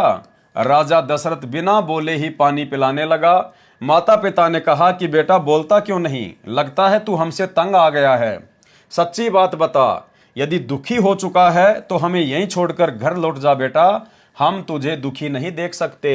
जब तू बोलकर माता पिता नहीं कहेगा, हम पानी नहीं पिएंगे। विवश होकर राजा दशरथ ने सच्चाई बतानी पड़ी। तब दोनों ने हाय हाय करना शुरू कर दिया तथा राजा दशरथ को श्राप दे दिया कि आज हम अपने पुत्र के वियोग में प्राण त्याग रहे हैं, एक दिन राजा तू भी अपने पुत्र के वियोग में मरेगा। यानी भाइयों और बहनों, एक छोटा सा स्वतंत्र कर्म राजा दशरथ का, और वो स्वतंत्र कर्म उसी जन्म में उसकी अकाल मृत्यु का कारण बन गया। भाइयों और बहनों, आप और हमने यदि सतगुरु रामपाल जी परमेश्वर जी से उपदेश प्राप्त करके और यदि अपनी भक्ति को सफल करना है, क्योंकि देखो परमात्मा इतना सब कुछ प्रयास क्यों कर रहे हैं और क्यों अपने दासों से करवा रहे हैं, क्योंकि भाइयों और बहनों बहुत सारी बातें परमात्मा स्पष्ट रूप से सार्वजनिक तौर पर नहीं कह पाते हैं। तो उन बातों को परमात्मा अपनी पुस्तकों में लिख देते हैं, सत्संगों में संकेत कर देते हैं, और फिर अपने कुत्तों को परमात्मा थोड़ी बहुत सद्बुद्धि देके, सत्प्रेरणा देके समय आने पर उनका खुलासा करवाते हैं। तो गुरुदेव भगवान ने हमें क्या बताया कि जैसे मुसलमान धर्म के लोग कहते हैं कि मांस खाने का आदेश हमारे धर्म में अल्लाह का है, तो गुरुदेव भगवान ने क्या कहा कि मुसलमान धर्म में मांस खाने का आदेश अल्लाह का नहीं है। अरे उस अल्लाह ने तो 6 दिन में सृष्टि रची, और 6 दिन में सृष्टि रचकर उसने जो भी नियम कायदे कानून बनाने थे वो सब कुछ लिखवा कर, और फिर 7वें दिन वो तख्त पे जा बिराजा, वो तख्त पे जा बैठा। उसके बाद में यदि मांस खाने का आदेश कहीं से प्राप्त हुआ है, इस ब्रह्म के द्वारा यदि किसी में प्रवेश करके कोई आदेश दिया गया है, या किसी भूत या पितर के माध्यम से कोई आदेश दिया गया है, तो वो आदेश उस अल्लाह का आदेश नहीं है। अल्लाह ने तो 6 दिन में सृष्टि रची, अपना जो भी विधान बनाना था, संविधान बनाना था, उन्होंने वेदों के माध्यम से बना दिया, लिख दिया, जो कि सर्व मानव जाति के लिए हैं। क्योंकि जिस समय परमात्मा ने ब्रह्मा जी को वेद दिए थे उस समय कोई भी धर्म धरती पर नहीं था, कोई हिंदू मुसलमान नहीं था, सिख ईसाई नहीं था, तो वेद सर्व के लिए हैं। तो परमेश्वर ने 6 दिन में सृष्टि रच के सारा विधि विधान बना के कि तुम्हारे को क्या खाना है, क्या नहीं करना है, खाने के लिए क्या क्या आदेश दिया है, पेड़ पौधे, फल फ्रूट, साग सब्जी, छोटे छोटे पौधे, काजू किशमिश, सेव संतरा, ये सब कुछ परमेश्वर ने हमें खाने का आदेश दिया। मांस खाने का नहीं लिखा कहीं भी, ना बाइबल में, ना श्री कुरान शरीफ में। तो परमात्मा ने तो जो भी आदेश देना था वो 6 दिन में दे दा के 7वें दिन अपने सतलोक में चले गए, तख्त पर विराजमान हो गए। उसके बाद यदि किसी भी धर्म में कोई भी मांस खाने का आदेश है तो भाई वो काल के द्वारा जीवों को भ्रमित करने के लिए, वो किसी प्रेत के माध्यम से या स्वयं किसी में प्रवेश करके जीवों के कर्म फोड़ने के लिए, वो उस काल अर्थात शैतान के आदेश हैं। तो ठीक इसी प्रकार भाई और बहनों, वर्तमान में सतगुरु रामपाल जी परमेश्वर जी के सत भक्ति मार्ग में उनके परिवार के द्वारा जो गंदगी फैला दी गई है, हमने उसको इस प्रकार से समझना है। सतगुरु रामपाल जी परमेश्वर जी ने जो भी कुछ हमें बताना था, समझाना था, जो भी नियम और मर्यादा हमें बतानी थी, समझानी थी, परमात्मा ने हजारों सत्संगों के माध्यम से बता दिया, समझा दिया, पुस्तकों में लिख दिया। यानी उन्होंने अपना पूरा संविधान, पूरा विधान अपने सत्संगों में और अपनी पुस्तकों में हमें दे दिया है। उसके बाद उनके जेल जाने के बाद में जो भी आदेश संगत को दिए जा रहे हैं, जो उनके नियमों के विरुद्ध हैं, उनके सत्संगों के विरुद्ध हैं, जैसे राजनीति करना, राजनेताओं का समर्थन करना, संगत से वोट डलवाना, पार्टी विशेष को वोट डलवाना, जगह जगह आश्रम खोलना, आश्रमों में ज्योति और पाठ करवाना, भक्तों से रक्तदान और देह दान करवाना, भक्तों को जगत वालों की रैलियों में बैठाना, धरनों पे बैठाना, गुंडों की सीबीआई जांच का समर्थन करवाना, ज्योति और पाठ का पैसा लेना कुपात्र होने के बावजूद। धनाना गांव में 50 लाख रुपए की लागत से बैडमिंटन का स्टेडियम बनवाना, धनाना गांव वालों के लिए बसें चलाना, एम्बुलेंस चलाना, गांव वालों के लिए भक्तों को मजदूर बनाकर रोडे ठीक करवाना, ये तमाम कर्म ये स्वतंत्र कर्म के तहत हैं। ये मनमाना आचरण है।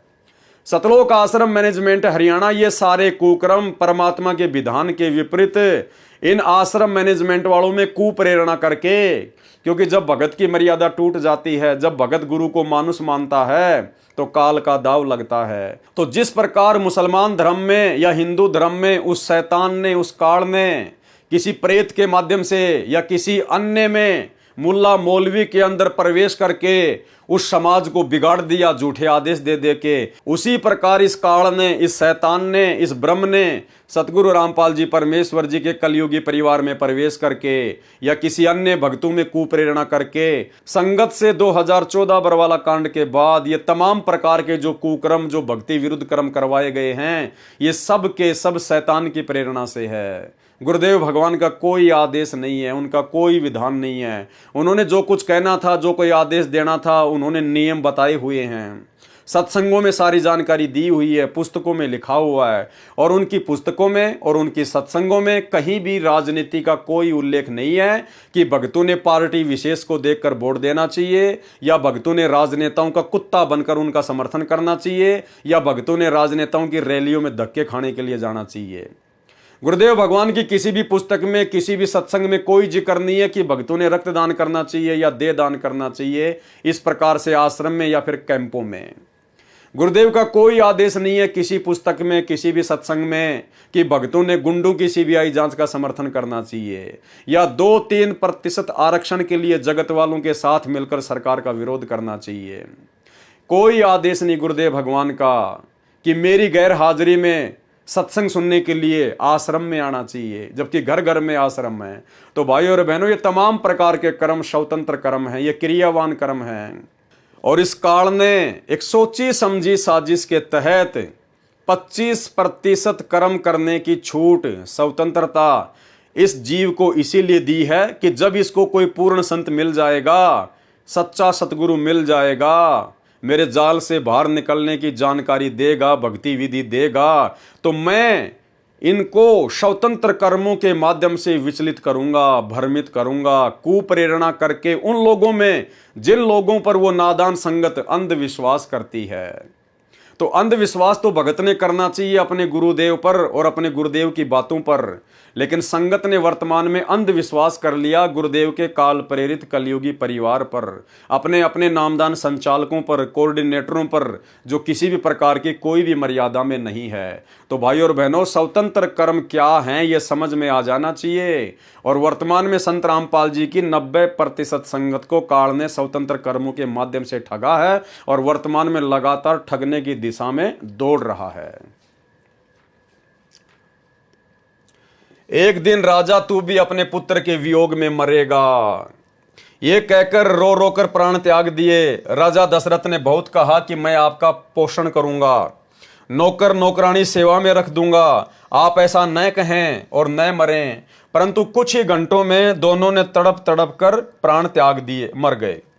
उस कर्म का फल राजा दशरथ को उसी जीवन में भोगना पड़ा, क्योंकि वो राजा दशरथ का स्वतंत्र कर्म था। अरे भैया, वो तालाब राजा दशरथ के बाप का थोड़ी था।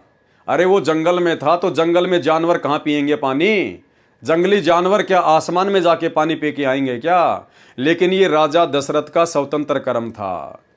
उसने अपनी तरफ से साधु संतों के लिए ये सोचा कि इस तालाब का पानी बहुत अच्छा है, कोई जानवर इसको गंदा ना कर दे, क्योंकि इन साधु संतों ने मुझे आशीर्वाद दिया, इन्होंने यज्ञ किया है, तब जाकर जो है मेरे ये रामचंद्र जो है ये पैदा हुआ है। तो उसकी मनमानी धारणा थी, उसकी मनमानी सोच थी, और उसी मनमानी सोच के तहत उसने मनमाना आचरण किया। उसने खुद जाकर तालाब पर पानी की रक्षा करने का ठेका लिया, जिम्मा लिया। वो उसका स्वतंत्र कर्म था, जिसके तहत श्रवण मारा गया। उनके माता पिता ने उसको श्राप दिया और उसी जन्म में उसी क्रियावान कर्म का, उसी स्वतंत्र कर्म का भोग राजा दशरथ को भोगना पड़ा। श्री रामचंद्र जी का बाप, अयोध्या का राजा, एक छोटे से स्वतंत्र कर्म के कारण, जो स्वतंत्र कर्म भक्ति विधान के विरुद्ध था, उसका भोग उसको भोगना पड़ा। अकाल मृत्यु को प्राप्त हुआ और भूत प्रेत की योनियों में गया, भूत प्रेत की योनियों में। उस कर्म का फल राजा दशरथ को उसी जीवन में भोगना पड़ा जो श्राप का प्रभाव था। श्री रामचंद्र जी जब वनवास को चले तो राजा दशरथ अपने महल की सबसे ऊंची छत अर्थात चौबारे पर चढ़कर देखता रहा। जब रामचंद्र जी कुछ ओझल हुए तो चौबारे की मंडेर पर खड़े हो गए, पंजों के बल एडी उठाकर खड़े होकर पुत्र को देखने लगे तो वहां से गिरकर मर गए। ये राजा दशरथ का प्रारब्ध कर्म नहीं था, यानी राजा दशरथ के द्वारा अपने महल की छत से नीचे गिरना और गर्दन टूटकर मरना, ये उसके भाग्य में लिखा हुआ नहीं था, ये उसका स्वतंत्र कर्म था। यदि वो उस तालाब पर जानवरों को भगाने के लिए या मारने के लिए वो संकल्प नहीं करता, जिम्मेदारी नहीं लेता, तो राजा दशरथ की इस प्रकार से मृत्यु नहीं होती। लेकिन उसकी एक छोटी सी गलती ने, उसके छोटे से स्वतंत्र कर्म ने उसी जन्म में उसको अकाल मृत्यु मरने पर विवश किया। और ठीक इसी प्रकार भाई और बहनों, हमने शिक्षा लेनी है इन सब बातों से। हमें गुरुदेव ये राजा रामचंद्र जी के पिता श्री दशरथ जी की जीवनी पढ़ाकर, हमारे को उनका इतिहास पढ़ाकर परमेश्वर क्या समझाना चाहते हैं। हमें राजा दशरथ से मतलब नहीं है, हमें श्री रामचंद्र जी से मतलब नहीं है, लेकिन उनकी गलतियों से, उस इतिहास से हम भक्तों ने शिक्षा लेनी है, सबक लेना है कि हम वर्तमान में भक्ति मार्ग पर स्वतंत्र कर्मों का सदुपयोग करना सीखें। और यदि दुरुपयोग करेंगे तो श्री रामचंद्र जी के पिता राजा दशरथ की तरह अकाल मृत्यु ही मरेंगे। और ना जाने कितने भगत सतगुरु रामपाल जी परमेश्वर जी के जेल जाने के बाद में हजारों की संख्या में स्वतंत्र कर्मों का दुरुपयोग करते हुए इस जानकारी के अभाव में, साध संगति के अभाव में अकाल मृत्यु को प्राप्त हुए हैं। वैसे तो बहुत सारी घटनाएं हैं, अगर मैं जिक्र करूंगा तो 20-30 घटनाएं तो मेरे पास में कैद हैं कैमरे में। मेरे पास में एविडेंस है, उनके प्रूफ है, उनकी फोटो है, उनके वीडियो हैं। इशार की तारीखों पर आते जाते समय ना जाने कितने भगत भाई बहन काल की भेंट चढ़े हैं, जो उन सब का स्वतंत्र कर्म था। सतगुरु रामपाल जी परमात्मा का किसी भगत को कोई आदेश नहीं था ज्ञान आधार से कि भगतों आप हिसार कोर्ट में जब मेरी तारीख पड़ती है तो आप जी मेरी तारीखों पे आया करो, यहाँ पर भीड़ इकट्ठी किया करो, प्रशासन को परेशान किया करो, दुखी किया करो। और ना किसी को गुरुदेव भगवान के कोई दर्शन होते थे। ये सारा का सारा मनमाना आचरण था, सतलोक आश्रम मैनेजमेंट हरियाणा के द्वारा करवाया जाता था काल प्रेरणा से। ये स्वतंत्र कर्म था, ये वो 25% स्वतंत्र कर्मों के तहत मनमाना आचरण हो रहा था। और कई सैकड़ों की संख्या में भगत भाई बहन, कोई ट्रेन के नीचे कटकर, कोई भीड़ में, कोई अपने घर पर नहीं पहुंचा, कोई रास्ते में मर गया। ना जाने कितने भगत भाई बहन गाड़ियों से एक्सीडेंट हो के अकाल मृत्यु को प्राप्त हुए हैं। एक छोटा सा आपको एविडेंस देता हूं। इसी प्रकार सन 2018 में महाराष्ट्र के लातूर जिले से 2 मिनी बसें भरकर भक्तों की, जिनमें सतनामी भी थे, सारनामी भी थे, हरियाणा के हिसार में सतगुरुदेव भगवान की तारीख पर हिसार कोर्ट में जा रहे थे, सतलोक आश्रम मैनेजमेंट हरियाणा के कहने पर, अपने कोऑर्डिनेटरों के कहने पर। और वो बस सुबह दिन के 3 बजे यानी रात्रि में 3 बजे वो दोनों मिनी बस राजस्थान के नागौर जिले में रोड पर एक बैल आ जाने से एक्सीडेंट हो गई, टकरा गई, किसी खेजड़ी के पेड़ से जा टकराई। और भाई और बहनों, 13 भगतों की अकाल मृत्यु उस रोड एक्सीडेंट में हुई, जो महाराष्ट्र से आ रहे थे, जो अपने गुरुदेव की हिसार की तारीख पर जा रहे थे। तो ये उनका स्वतंत्र कर्म था, जो उन्होंने ज्ञान को आधार नहीं बनाया और अपने कोऑर्डिनेटर के कहने पर या गुरुदेव के कलयुगी परिवार के द्वारा जो मैसेज पीले पर्चे के माध्यम से डाले जाते हैं, केवल उन्हीं को आधार बनाकर ये उनका मनमाना आचरण था और अपने घर से निकल लिए। जबकि भक्तों का कोर्ट में क्या काम है? अरे कोर्ट में तो कानूनी कार्रवाई होती है, वहां तो वकीलों का और जजों का काम है। संगत को ABCD का पता नहीं है, तो संगत का वहां पे जाने का क्या काम था? अरे तुम्हारे गुरु कोई सामान्य व्यक्ति थोड़ी है, कोई सामान्य कोई संत थोड़ी है, स्वयं पूर्ण ब्रह्म परमात्मा है। तुम्हें विश्वास क्यों नहीं था भाई? घर बैठ के अपनी भक्ति करते, परमेश्वर अपने मिशन को पूरा करके अपने हिसाब से आ जाएंगे। और तुमने कौन सा हिसार की तारीखों पे जा जाके अपने गुरुदेव को हिसार जेल से बाहर निकलवा लिया भाई? जैसे कोरोना आया, सरकार ने डंडे दिखाए, तुम बड़े बड़े भगत जिनसे रहा नहीं जाता था गुरु दर्शनों के बिना, तुम लोग आज तक कभी हिसार की तारीखों में गए? अरे 4 साल हो गई, तुमने कभी दर्शन किए अपने गुरुदेव के हिसार की तारीखों पे जाकर? तो ये सारा का सारा पाखंड था, मनमाना आचरण था। इस काल ने स्वतंत्र कर्मों का दुरुपयोग संगत से करवाना था, गुरुदेव के बेटा बेटी भाई बंधु रिश्तेदारों को और इन स्वार्थी कोऑर्डिनेटरों को निमित्त बनाकर। और कई सैकड़ों की संख्या में परमेश्वर की आत्माएं अकाल मृत्यु को प्राप्त हुई। देखिए ये छोटा सा वीडियो। नमस्कार, वन इंडिया हिंदी में आपका स्वागत है। राजस्थान के नागौर में शनिवार तड़के बड़ा हादसा हो गया। नागौर के कुचामन सिटी के पास 2 मिनी बसें बेकाबू होकर पेड़ से टकरा गई। इस हादसे में 12 लोगों की मौत हो गई, जबकि दर्जन भर लोग घायल हैं। घायलों को स्थानीय अस्पताल में भर्ती कराया गया है। पुलिस के मुताबिक महाराष्ट्र के लातूर और सोलापुर के लोग 2 मिनी बस में सवार होकर हरियाणा के हिसार जा रहे थे। बस किशनगढ़ हनुमानगढ़ मेगा हाईवे से कुचामन सिटी के पास से गुजर रही थी, तभी सामने लावारिस गौवंश आ गए। इन्हें बचाने की कोशिश में एक मिनी बस बेकाबू हो गई और सड़क किनारे खिजड़ी के पेड़ से जा टकराई। उसके पीछे चल रही बस भी बेकाबू हो गई और पेड़ से टकरा गई। वहीं इस दर्दनाक हादसे में एक बच्ची और 4 महिलाओं समेत 12 लोगों की मौत हो गई। वहीं दोनों बसों में सवार यात्रियों में से 10 लोग घायल हैं, जिनमें से 6 की हालत बेहद गंभीर बताई जा रही है। फिलहाल इस खबर में इतना ही। तमाम अपडेट्स के लिए बने रहिए वन इंडिया हिंदी के साथ। इसके बाद देखिए भाइयों और बहनों, ये छोटी सी न्यूज संत रामपाल जी की तारीख पर गया हुआ भगत हिसार में ट्रेन के आगे आ जाने से कटकर मृत्यु को प्राप्त हुआ। इसके अलावा मुंडका आश्रम की ये न्यूज देखिए। दिल्ली में जो मुंडका आश्रम खोला गया है गुरुदेव के कलयुगी परिवार के द्वारा धार्मिक धंधे के लिए, उस आश्रम में भक्तों को नीचे टैंक की सफाई करने के लिए उतारा गया, 3 भक्तों को, जिसमें 2 भगत उस टैंक में जहरीली गैस से दम तोड़कर मर जाते हैं। यह मनमाना आचरण था, यह स्वतंत्र कर्म का दुरुपयोग था। ऐसी ऐसी ना जाने भाइयों और बहनों सैकड़ों प्रकार की न्यूज भक्तों की अकाल मृत्यु की स्वतंत्र कर्मों के दुरुपयोग के कारण, मैनेजमेंट के कहने पर, मनमाने आचरण के कारण रोजाना आती ही रहती थी। और वर्तमान में इन्होंने अपने धार्मिक धंधे के लिए जितने भी सतलोक आश्रम खोल रखे हैं, इन आश्रमों में जब ये भंडारे वगैरह का आयोजन करते हैं तो ना जाने कितने भगत बेचारे आते जाते समय अकाल मृत्यु को प्राप्त होते हैं, एक्सीडेंट में मारे जाते हैं। तो भाइयों और बहनों, ये काल का बहुत भयंकर षड्यंत्र है, बहुत बड़ा जाल है।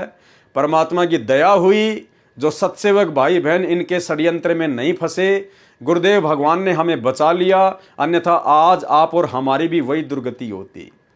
और दूसरी तरफ भाइयों और बहनों, जब से इन्होंने अपने धार्मिक धंधे के लिए आश्रम शुरू किए हैं और वहां भक्तों ने आना जाना शुरू किया है, उससे पहले हम भाई बहनों ने साध संगतियां शुरू कर दी थी। सैकड़ों की संख्या में बड़ी बड़ी साध संगतियां हुई, हजारों हजारों भगत आया करते थे। आज तक का इतिहास गवाह है, एक भी भगत की उंगली का नाखून तक भी गुरुदेव भगवान ने नहीं उतरने दिया। कोई भी सत्सेवक अकाल मृत्यु को प्राप्त नहीं हुआ, अकाल मृत्यु को प्राप्त नहीं हुआ। क्यों? क्योंकि हम जो स्वतंत्र कर्म कर रहे थे वो ज्ञान को आधार बनाकर और परमेश्वर के भक्ति विधि विधान अनुसार कर रहे थे, जिसका परिणाम भी अच्छा ही निकलना था। तो भाइयों और बहनों, ये हमने ध्यान रखना है। ये राजा दशरथ का प्रारब्ध कर्म नहीं था, उसकी जो मृत्यु हुई थी वो उसकी अकाल मृत्यु थी, स्वतंत्र कर्म का नतीजा था। श्रवण तथा उसके माता पिता के श्राप से राजा दशरथ की दुर्घटना के कारण अकाल मृत्यु हुई थी, जिस कारण से भूत पितर योनि को प्राप्त हुए श्री रामचंद्र जी के पिता, जिसको पूरा हिंदू समाज अपना भगवान मानता है, परमात्मा मानता है, श्री रामचंद्र जी को। अरे जब उस भगवान का पिता अकाल मृत्यु मरा और मरने के बाद में भूत प्रेत बना, और इसका प्रमाण तो आपकी रामायण भी देती है मेरे भाई। जब वनवास के दौरान सीता जी अपने पूर्वजों के श्राद्ध निकाला करती थी तो उनकी लिस्ट में सीता जी को, उन भूत और प्रेतों की लिस्ट में सीता जी को राजा दशरथ भी खड़े दिखाई दिए, उसका भी उसने श्राद्ध निकाला। तो जब भगवान श्री रामचंद्र जी का पिता ही भूत बना घूम रहा है, तो वर्तमान में ये जो श्राद्ध निकालते फिरते हैं हमारे आम भगत भाई बहन, इन नकली पंडितों के कहने से, नकली धर्म गुरुओं के भरमाने से, अरे तुम्हारे माता पिता का कहां से उद्धार हो जाएगा श्राद्ध निकालने से? तो भाइयों और बहनों, सोचो, विचार करो, सतगुरु रामपाल जी परमेश्वर जी के यूट्यूब पर सत्संग सुनना शुरू करो। जिस कारण से भूत पितर योनि को प्राप्त हुए, जब सीता जी ने वनवास काल में अपने पूर्वजों के श्राद्ध किए तो राजा दशरथ भी पितरों की पंक्ति में बैठे दिखाई दिए, भूत बना हुआ था। राजा दशरथ की मृत्यु क्रियावान यानी वर्तमान कर्म का फल था, स्वतंत्र कर्म का फल था। देख लो भाइयों और बहनों, स्वतंत्र कर्म क्या होते हैं और स्वतंत्र कर्मों का भोग कितना खतरनाक होता है, कितना जबरदस्त होता है। और सतलोक आश्रम मैनेजमेंट हरियाणा ने तो स्वतंत्र कर्मों की बाढ़ सी ला के रख दी है, बाढ़ सी लाकर। इनके साथ क्या बनेगा क्या नहीं बनेगा, वर्तमान में बनेगा या अगले जन्मों में बनेगा, क्योंकि पार होने वाले तो ये है नहीं इस मनुष्य योनि में। और जो जो इन्होंने स्वतंत्र कर्मों का दुरुपयोग किया और संगत से करवाया है, तो भाई उसी रेशियो में भोग भोगना पड़ेगा। क्योंकि सतलोक आश्रम मैनेजमेंट हरियाणा को स्वतंत्र कर्म करने और करवाने के लिए संगत ने प्रेरित किया है। अगर संगत इनका आर्थिक रूप से और शारीरिक रूप से सहयोग ना करती तो ये लोग किसी भी प्रकार से अपने कर्म नहीं फोड़ पाते। लेकिन संगत ने अंधी होकर इन कुपात्रों को गुरुदेव के ज्ञान को आधार ना बनाकर ज्योति और पाठ का जो पैसा दिया है, शारीरिक रूप से इन आश्रमों में जो सहयोग किया है, इन आश्रमों को बनाने के लिए जो जमीन दी है, जो पैसा दिया है, जो मजदूर बनकर ये लगे रहे, ये सारे के सारे इनके स्वतंत्र कर्म थे। इनका भोग सबको भोगना पड़ेगा।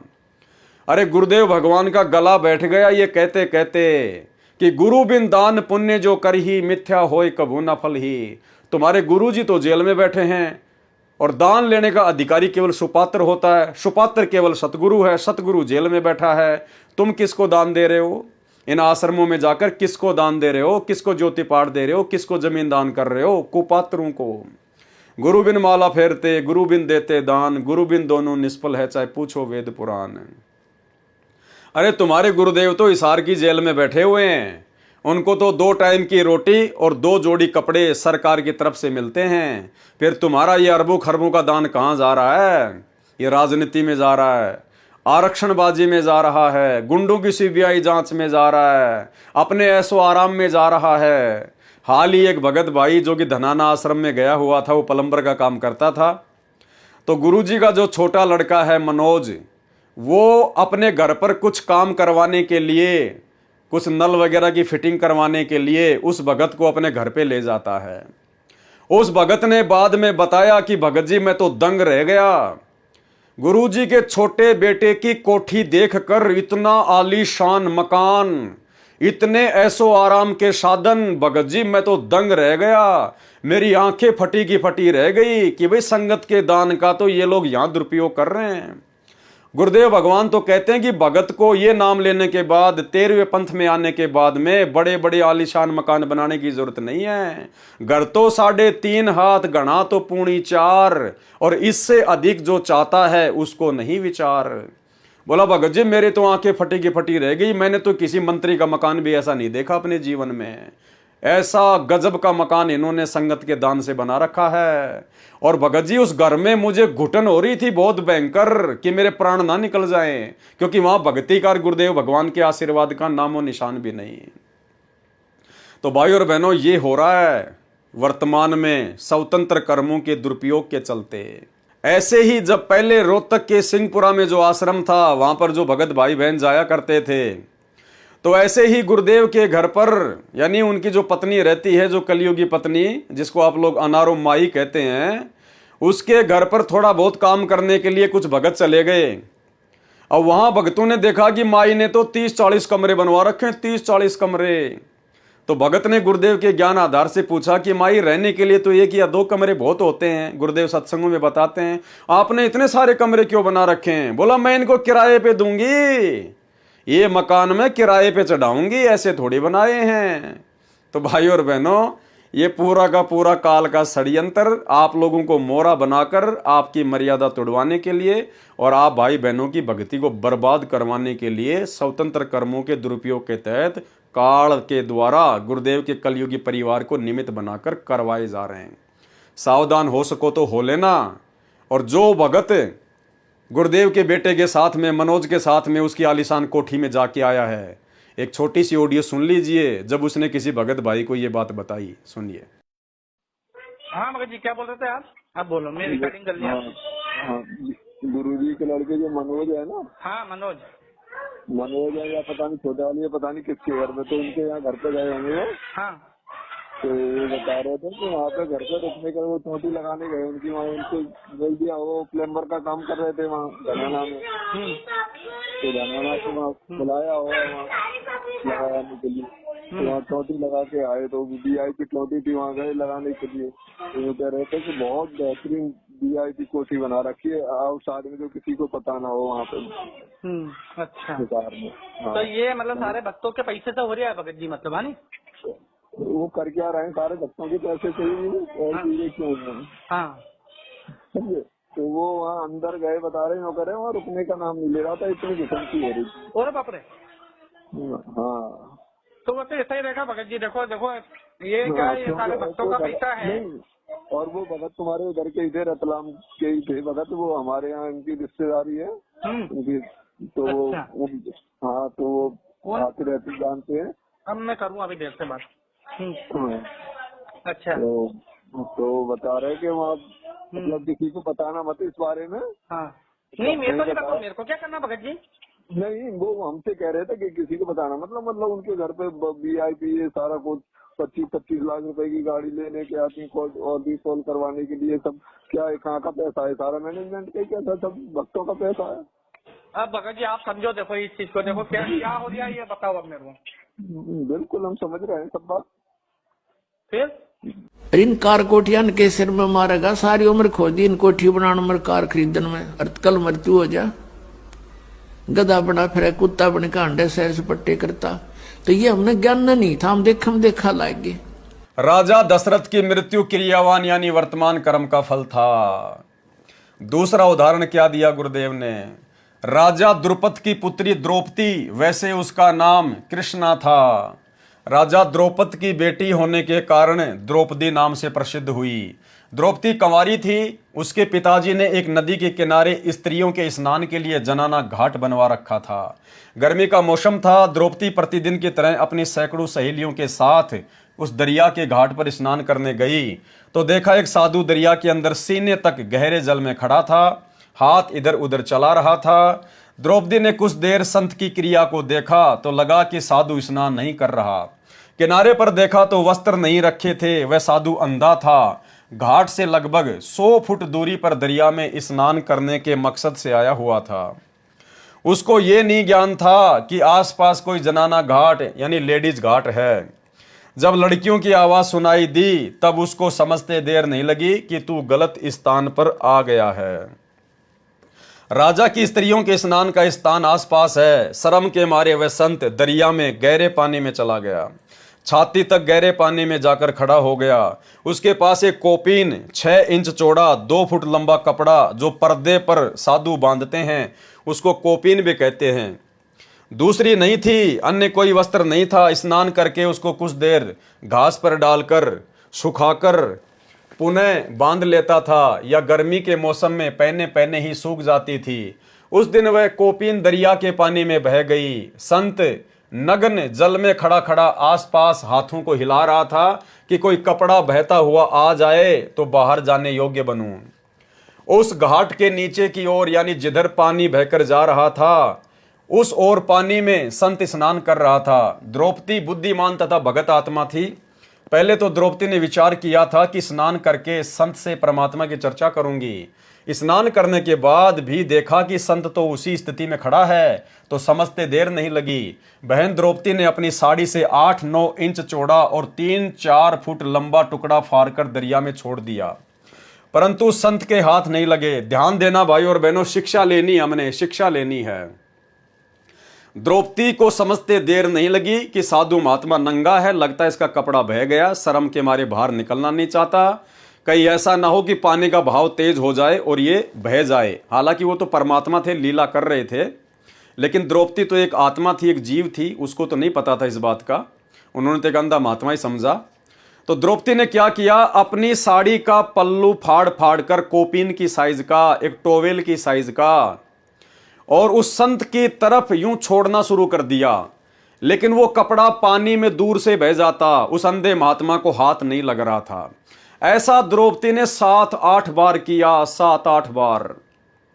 अंत में द्रौपदी ने क्या किया, फिर से कपड़ा फाड़ा और जंगल से एक लंबी सी लकड़ी लेके आई, उसके आगे के सिरे पर कपड़ा बांधा और संत महात्मा के पास में यूं कर दिया दूर से। उसने आवाज नहीं लगाई, कहीं आवाज लगाऊंगी तो शर्म के मारे महाराज जी पानी में गहरा ना चला जाए, डूब ना जाए।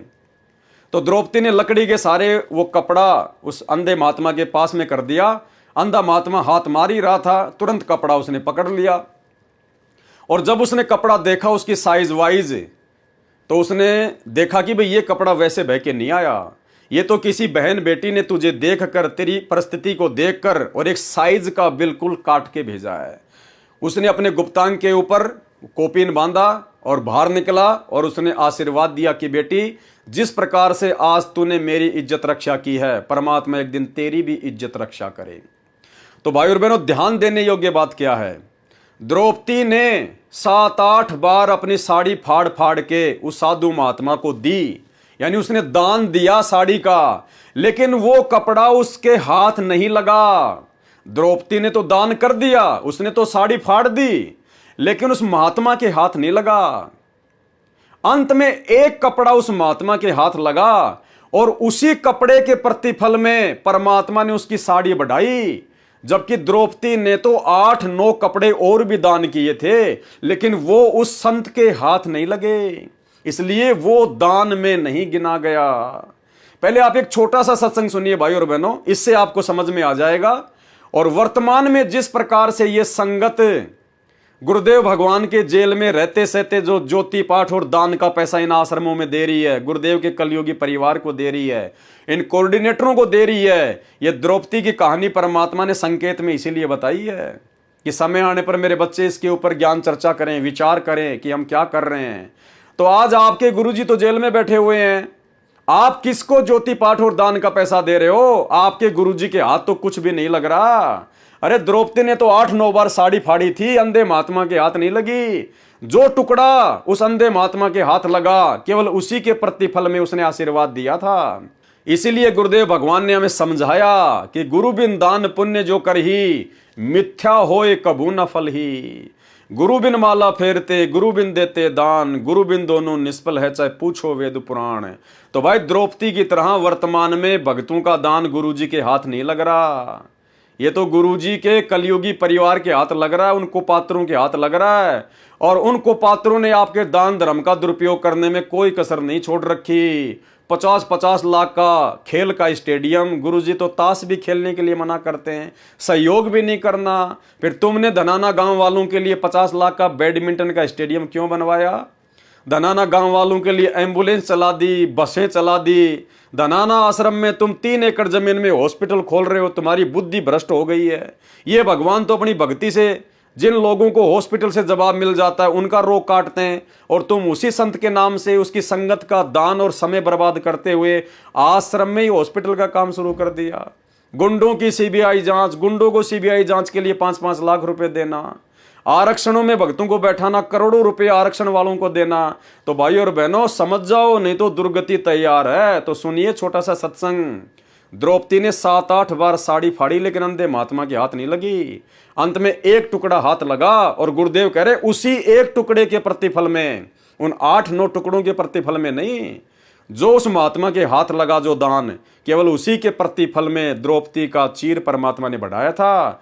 तो भाई हमारे पूज्य गुरुदेव तो हिसार जेल में बैठे हैं, तुम्हारा ज्योति पाठ का पैसा कहां जा रहा है महापुरुषों? सुनिए सत्संग। धर्म बिना धापे नहीं ये प्राणी प्रपंच, आस बिरानी क्यों कर रत्न दिया हो तो संच। यदि पहले दान किया तो आज मिलेगा, अन्यथा चाहे सिर पटक ले, चाहे कितने किसी प्रकार की तू अन्य साधना कर ले। हाँ, ये मान लीजिए तेरे भाग्य में नहीं है, पूर्व में दान नहीं कर पाया, तो अब आपको तरीका बताया जा रहा है, ऐसे कीजिए। प्रमाण है कि जैसे द्रौपदी ने उसी जन्म में एक अंधे महात्मा को एक बिल्हाता अर्थात 8-9 इंच का एक कपड़ा लंगोट टाइप, कोपीन टाइप बना के पाड़ के दिया था। यानी वैसे तो उसने लगभग सारी साड़ी पाड़ के डाल दी थी नदी में। अंधा महात्मा था, हाथ नहीं लग गया, वह एक लकड़ी के लपेट के उसके हाथ के लगा दिया। अर्थात उस इतने के कपड़े का दान का इसी जन्म में भी परमात्मा ने उसको लाभ दे दिया, क्योंकि वो सुपात्र को दान किया गया था। वो परमात्मा कहता है कि जो जन मेरी शरण है ताका हूं मैं दास, गेल गेल ला गया फिरूं जब तक धरती आकाश। बहन द्रौपदी ने अपनी साड़ी से 8-9 इंच चौड़ा और 3-4 फुट लंबा टुकड़ा फाड़कर दरिया में छोड़ दिया, परंतु संत के हाथ नहीं लगा। ऐसे ऐसे 7-8 टुकड़े साड़ी से फाड़ फाड़ कर डाले, परंतु व्यर्थ रहे। क्या कह रहे हैं गुरुजी? परंतु व्यर्थ रहे, बेकार गया वो दान, क्योंकि संत के हाथ नहीं लगा, क्योंकि संत को दिखाई नहीं दे रहा था। लड़की होने के नाते द्रौपदी बोलना नहीं चाहती थी कि कहीं मेरे बोलने से संत शर्म के मारे और गहरा दरिया में चला न जाए। आगे दरिया बहुत गहरी है, पानी का बहाव भी बहुत तेज है। बहन द्रौपदी ने एक टुकड़ा और फाड़ा, यानी साड़ी आधे से अधिक फाड़ दी और जंगल से एक लंबी लकड़ी उठाकर उसके सिरे से कपड़े का टुकड़ा लपेटकर संत के हाथों के पास कर दिया। संत के हाथों से कपड़ा लगा तो तुरंत पकड़ लिया। पहले तो सोचा कि किसी बहन बेटी का कोई कपड़ा बहकर आ गया होगा, परंतु कोपीन आकार का कपड़ा हाथों से पहचान कर समझ गया कि किसी बेटी ने अपनी साड़ी फाड़कर कोपीन बनाई है। संत ने कहा, हे बेटी, तेरा भला करे करतार, तूने मेरे पर्दे की ओट करके मेरी लाज रखी है। तेरे को परमात्मा अनंत वस्त्र दे तथा तेरे पर्दे गुप्तांग की लाज रखे। क्योंकि सतगुरु रामपाल जी भगवान को पता था, इस कबीर परमात्मा को पता था कि आगे चलकर मेरी इस प्यारी आत्मा के साथ में बदतमीजी की जाएगी काल प्रेरणा से, इसको निर्वस्त्र भरी सभा में किया जाएगा। तो परमेश्वर अपनी ऐसी आत्माओं के पिछली भक्ति के कारण परमात्मा कोई न कोई बहाना बनाकर सतगुरु रामपाल जी भगवान, ये कबीर भगवान, अपनी आत्माओं के प्रारब्ध में अच्छे कर्म लिखवा देता है, कर देता है।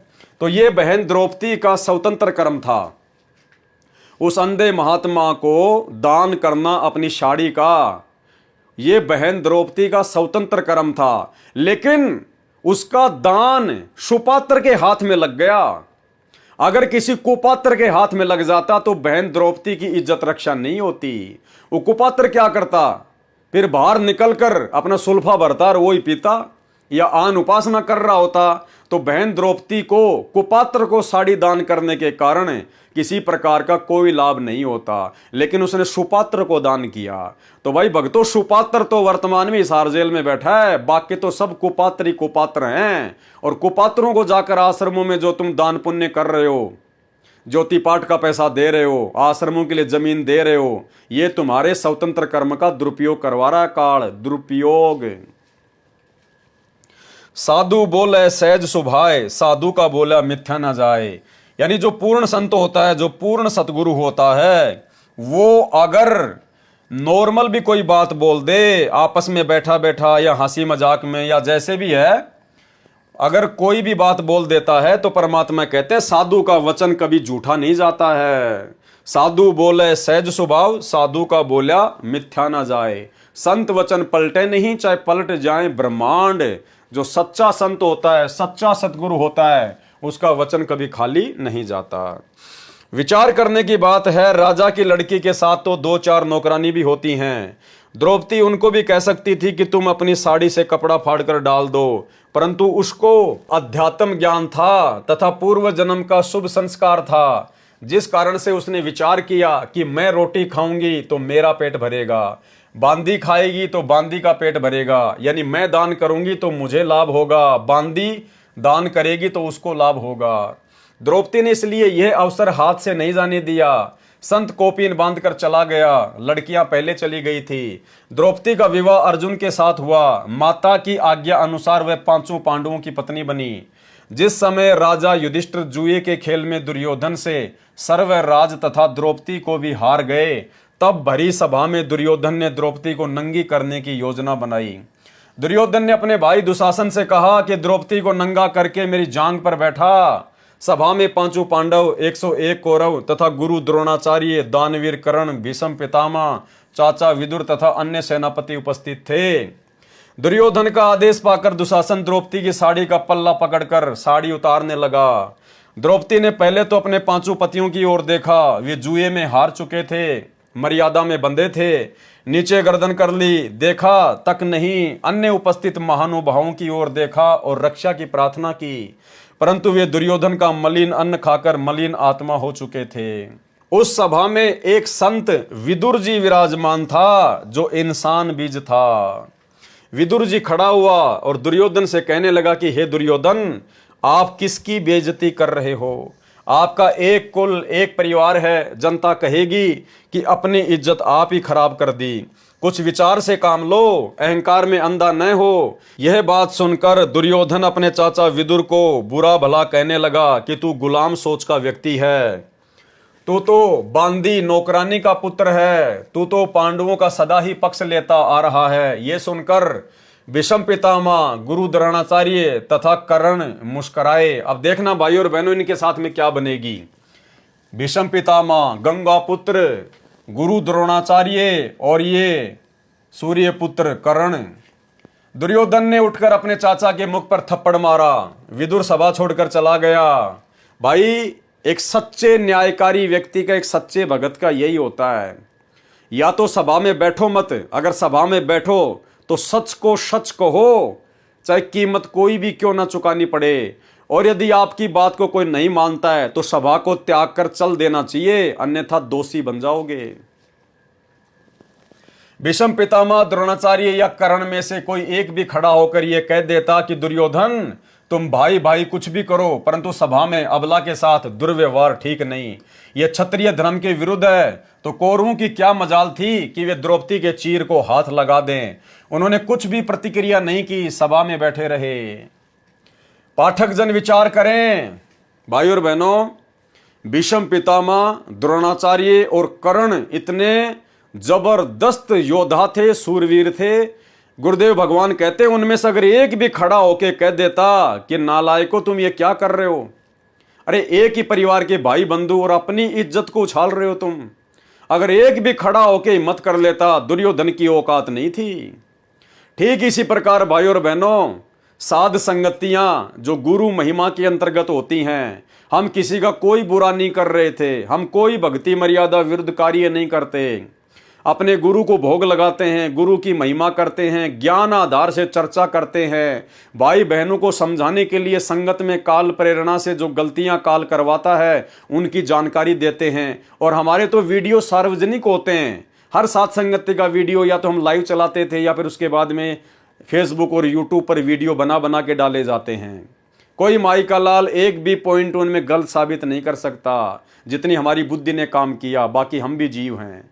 इसके बावजूद सतलोक आश्रम मैनेजमेंट हरियाणा के द्वारा, गुरुदेव के परिवार के द्वारा हम लोगों को मारा गया, पीटा गया, बदतमीजियां की गई, झूठे मुकदमे लगाए, जेल में डलवाए। और ये जितने भी स्टेट कोऑर्डिनेटर थे, जितने भी बड़े बड़े जो ये महापुरुष हैं, बड़े बड़े सेवादार हैं, ये सब भीष्म पितामह, कर्ण और द्रोणाचार्य की तरह नाटक देख रहे हैं, खुश हो रहे हैं कि हो गई पिटाई, हो गई जेल, उसको हो गई साथ संगति बंद, हमने साथ संगति कैंसिल करवा दी। भीष्म पितामह, कर्ण और द्रोणाचार्य की तरह ये बड़े बड़े स्टेट कोऑर्डिनेटर, बड़े बड़े सेवादार सतगुरु रामपाल जी परमेश्वर जी के काल प्रेरित कलयुगी परिवार का मलिन अन्न खाकर इनकी आत्मा मलिन हो चुकी है। भाई और बहनों, अगर इनमें से अगर 2-4 कोऑर्डिनेटर भी अगर हिम्मत कर लेते ना, स्टेट कोऑर्डिनेटर 2-4 भी अगर ज्ञान को आधार बनाकर, अगर जरा भी कॉमन सेंस को यूज करके कि भाई चलो ठीक है कुछ भी है, लेकिन वो कर तो गुरु महिमा रहे हैं, अरे वही गुरु जी का ज्ञान बता रहे हैं, गुरु जी के सत्संगों पे चर्चा कर रहे हैं, गुरु जी को भोग लगा रहे हैं, फिर उन्हें क्यों परेशान किया जाता है। आज समाज के अंदर बालाजी के, हनुमान जी के, माता जी के, शंकर जी के लाखों मंदिर हैं। कोई तो अपना कोई मंदिर पूजता है, कोई अपनी साधना कैसे करता है। क्या कोई दूसरा व्यक्ति ये आके कहता है कि भैया मैं तो दक्षिण मुखी हनुमान जी को पूजता हूं और तू ये उत्तर मुखी हनुमान जी को क्यों पूज रहा है? क्या वो लड़ाई झगड़ा करते हैं? क्या वो मारपीट करते हैं? एक ही हनुमान जी की पूजा कई प्रकार से होती है, लेकिन कोई किसी को आपत्ति नहीं है, कोई किसी को दिक्कत नहीं है, जो जैसा करेगा अपना पाएगा। लेकिन इन लोगों को आपत्ति क्यों हुई? क्योंकि इनका धार्मिक धंधा धीरे धीरे बंद होने की कगार पे आ गया, क्योंकि इन्होंने संत रामपाल जी के भक्ति मार्ग को धार्मिक धंधा बना लिया। उनके बेटा बेटी, भाई बंधु, रिश्तेदारों ने, इन कोऑर्डिनेटरों ने।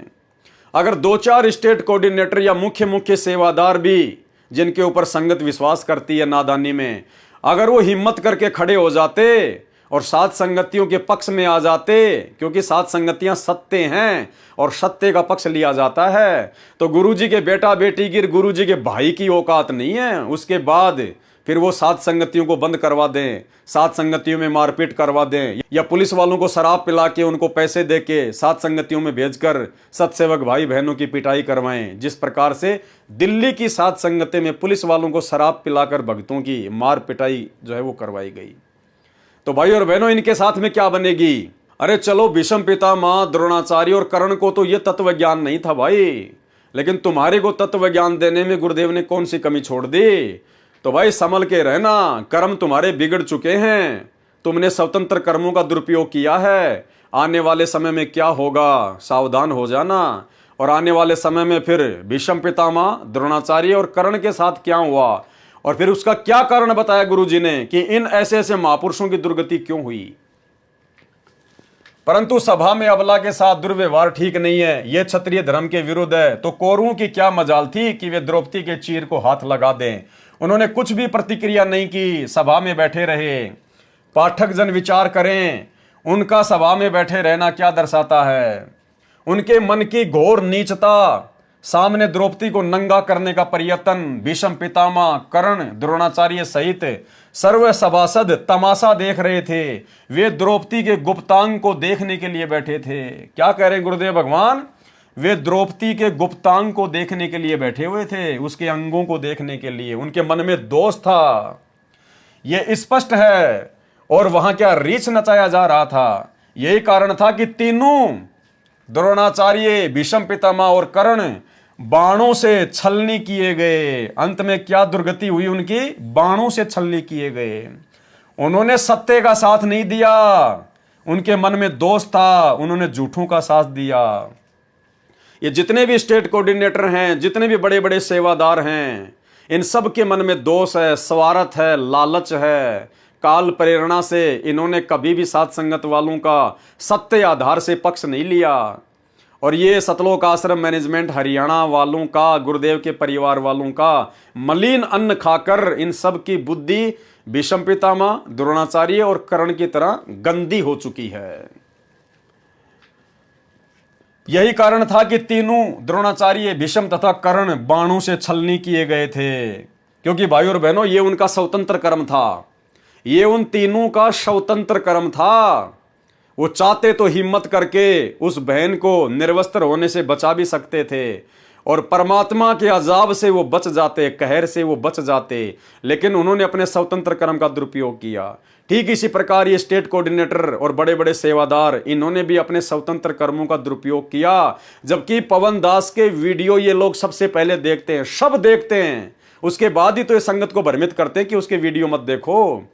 क्योंकि इनको पता है कि अगर पवन दास के वीडियो किसी ने देख लिए, भाई सच्चाई से परिचित हो जाएगा, हमारे अज्ञान और पाखंड का उनको पता चल जाएगा। फिर आश्रम में कौन आएगा, ज्योति पाठ का पैसा कौन देगा, हमारा धंधा कैसे चलेगा।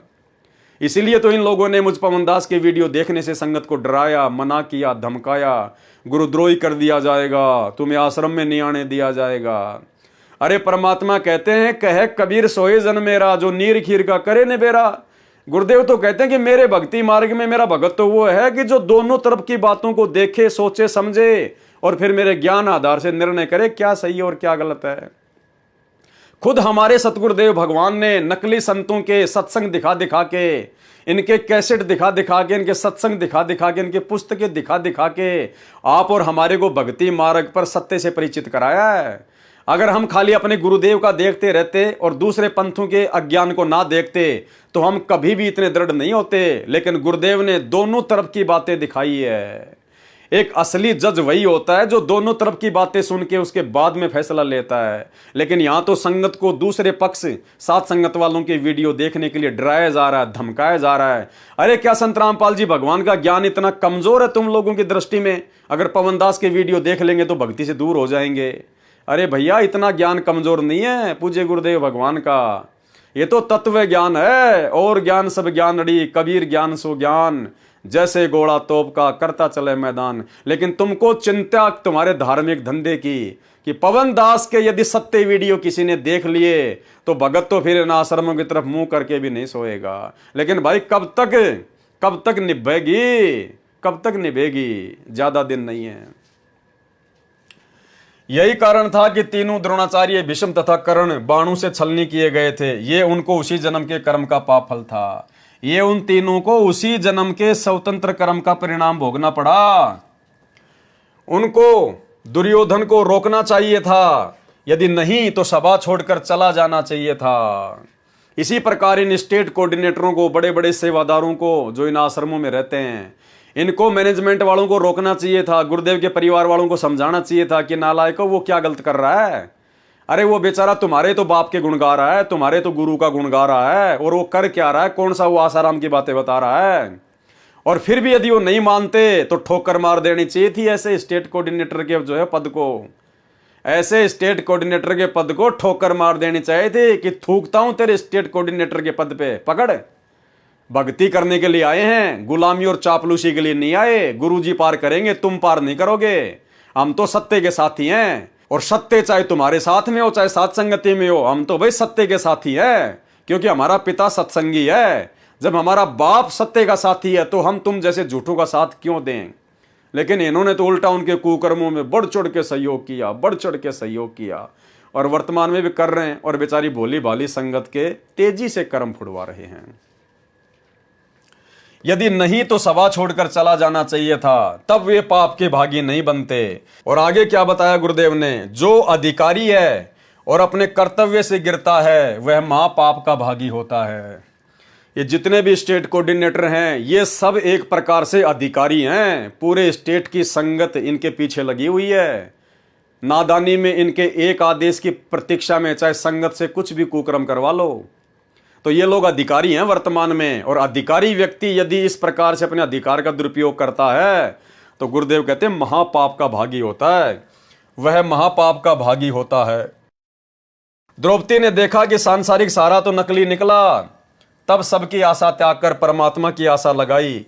तो परमेश्वर ने, कौन से परमेश्वर ने? सतगुरु रामपाल जी परमेश्वर ने, इस कबीर भगवान ने। तो परमेश्वर ने उस अंधे महात्मा को दिए चीर के लीर टुकड़े के प्रतिफल में, और साधु के आशीर्वाद के प्रताप से द्रौपदी का चीर अनंत कर दिया। दुशासन में 100 हाथियों जितनी शक्ति थी, द्रौपदी तो उसके सामने कमल की फूल थी।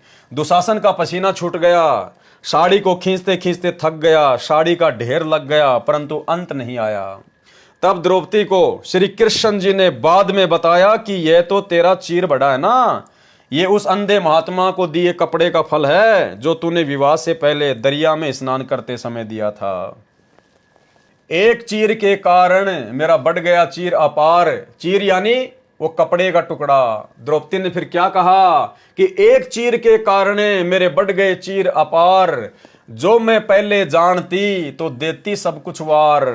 अगर मुझे पहले पता होता कि ये अंधा महात्मा इतनी बड़ी शक्ति है और इसको दिया गया दान आगे चलकर इतना बड़ा लाभ देगा, तो द्रौपदी कहती है साड़ी क्या, मैं तो अपना सब कुछ वार देती, धन दौलत वगैरह सब कुछ। तो भाई और बहनों, द्रौपदी को तो बहुत लेट जाकर इस बात का पता चला, बाद में उसके हाथ से मौका छूट गया। लेकिन आप और हमारे सामने तो वर्तमान में वही महात्मा जिसने अंधे महात्मा का रोल किया, वही कबीर परमात्मा सतगुरु रामपाल जी वर्तमान में हमारे समक्ष प्रकट हैं। द्रौपदी के हाथ में तो बाद में मौका नहीं रहा, लेकिन आज आप और हमारे पास में तो मौका है।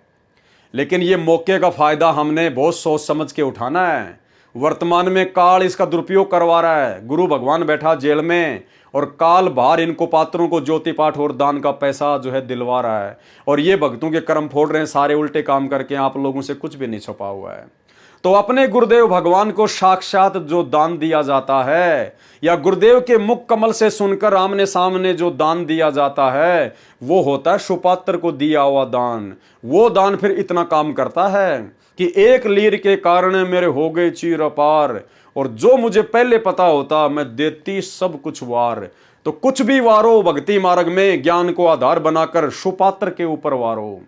अपने गुरुदेव भगवान के आने के बाद में इनके चरणों में अपना सब कुछ जो चाहो न्योछावर कर देना, लेकिन इनकी गैर हाजिरी में काल प्रेरणा से नादानी मत करना।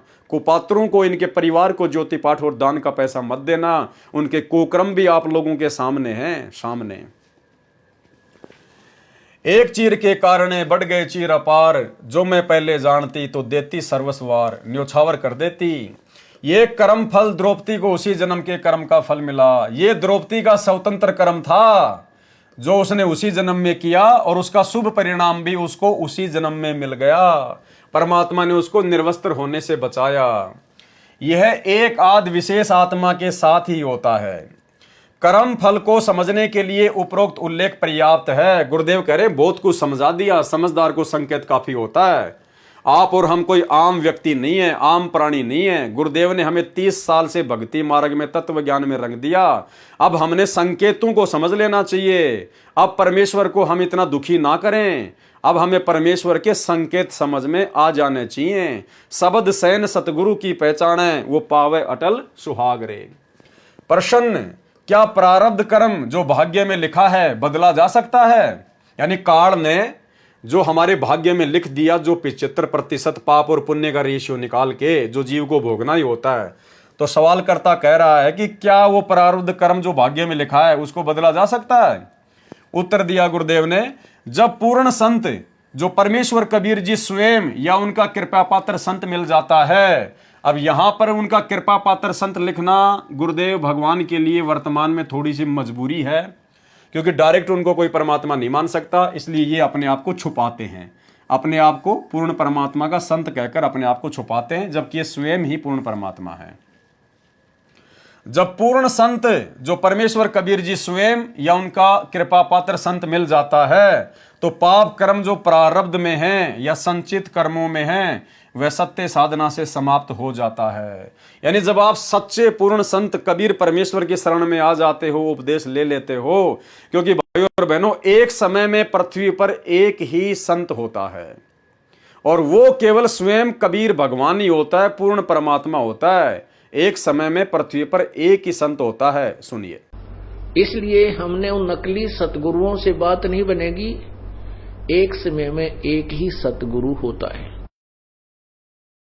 जैसे परमात्मा जब आए थे, उन्होंने किसी को भी नाम देने का आदेश नहीं दिया था और स्वयं ही उपदेश दिया करते थे। 64 लाख शिष्य उनके हो गए थे, उन सब के स्वयं ही गुरु थे, स्वयं ही सतगुरु थे।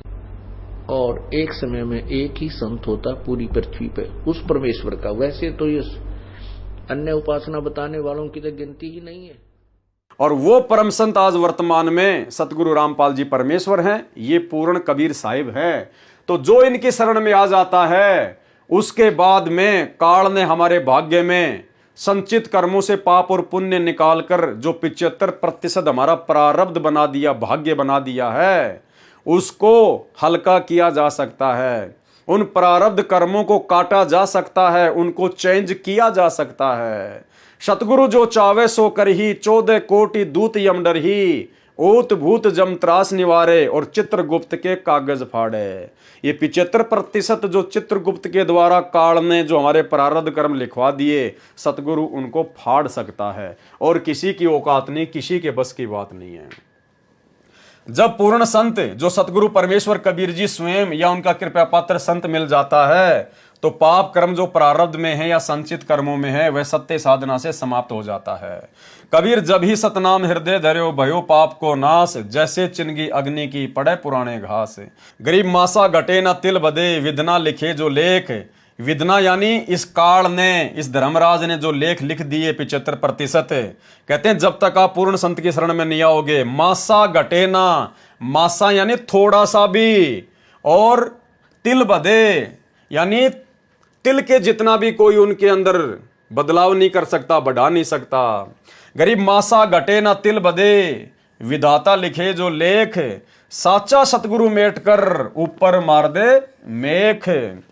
गरीब जम जोरा जासे डरे, मिटे कर्म के लेख, अदली असल कबीर है कुल के सतगुरु एक। मिटे कर्म के लेख, चित्रगुप्त के कागजों का लेख मिटा देता है सतगुरु।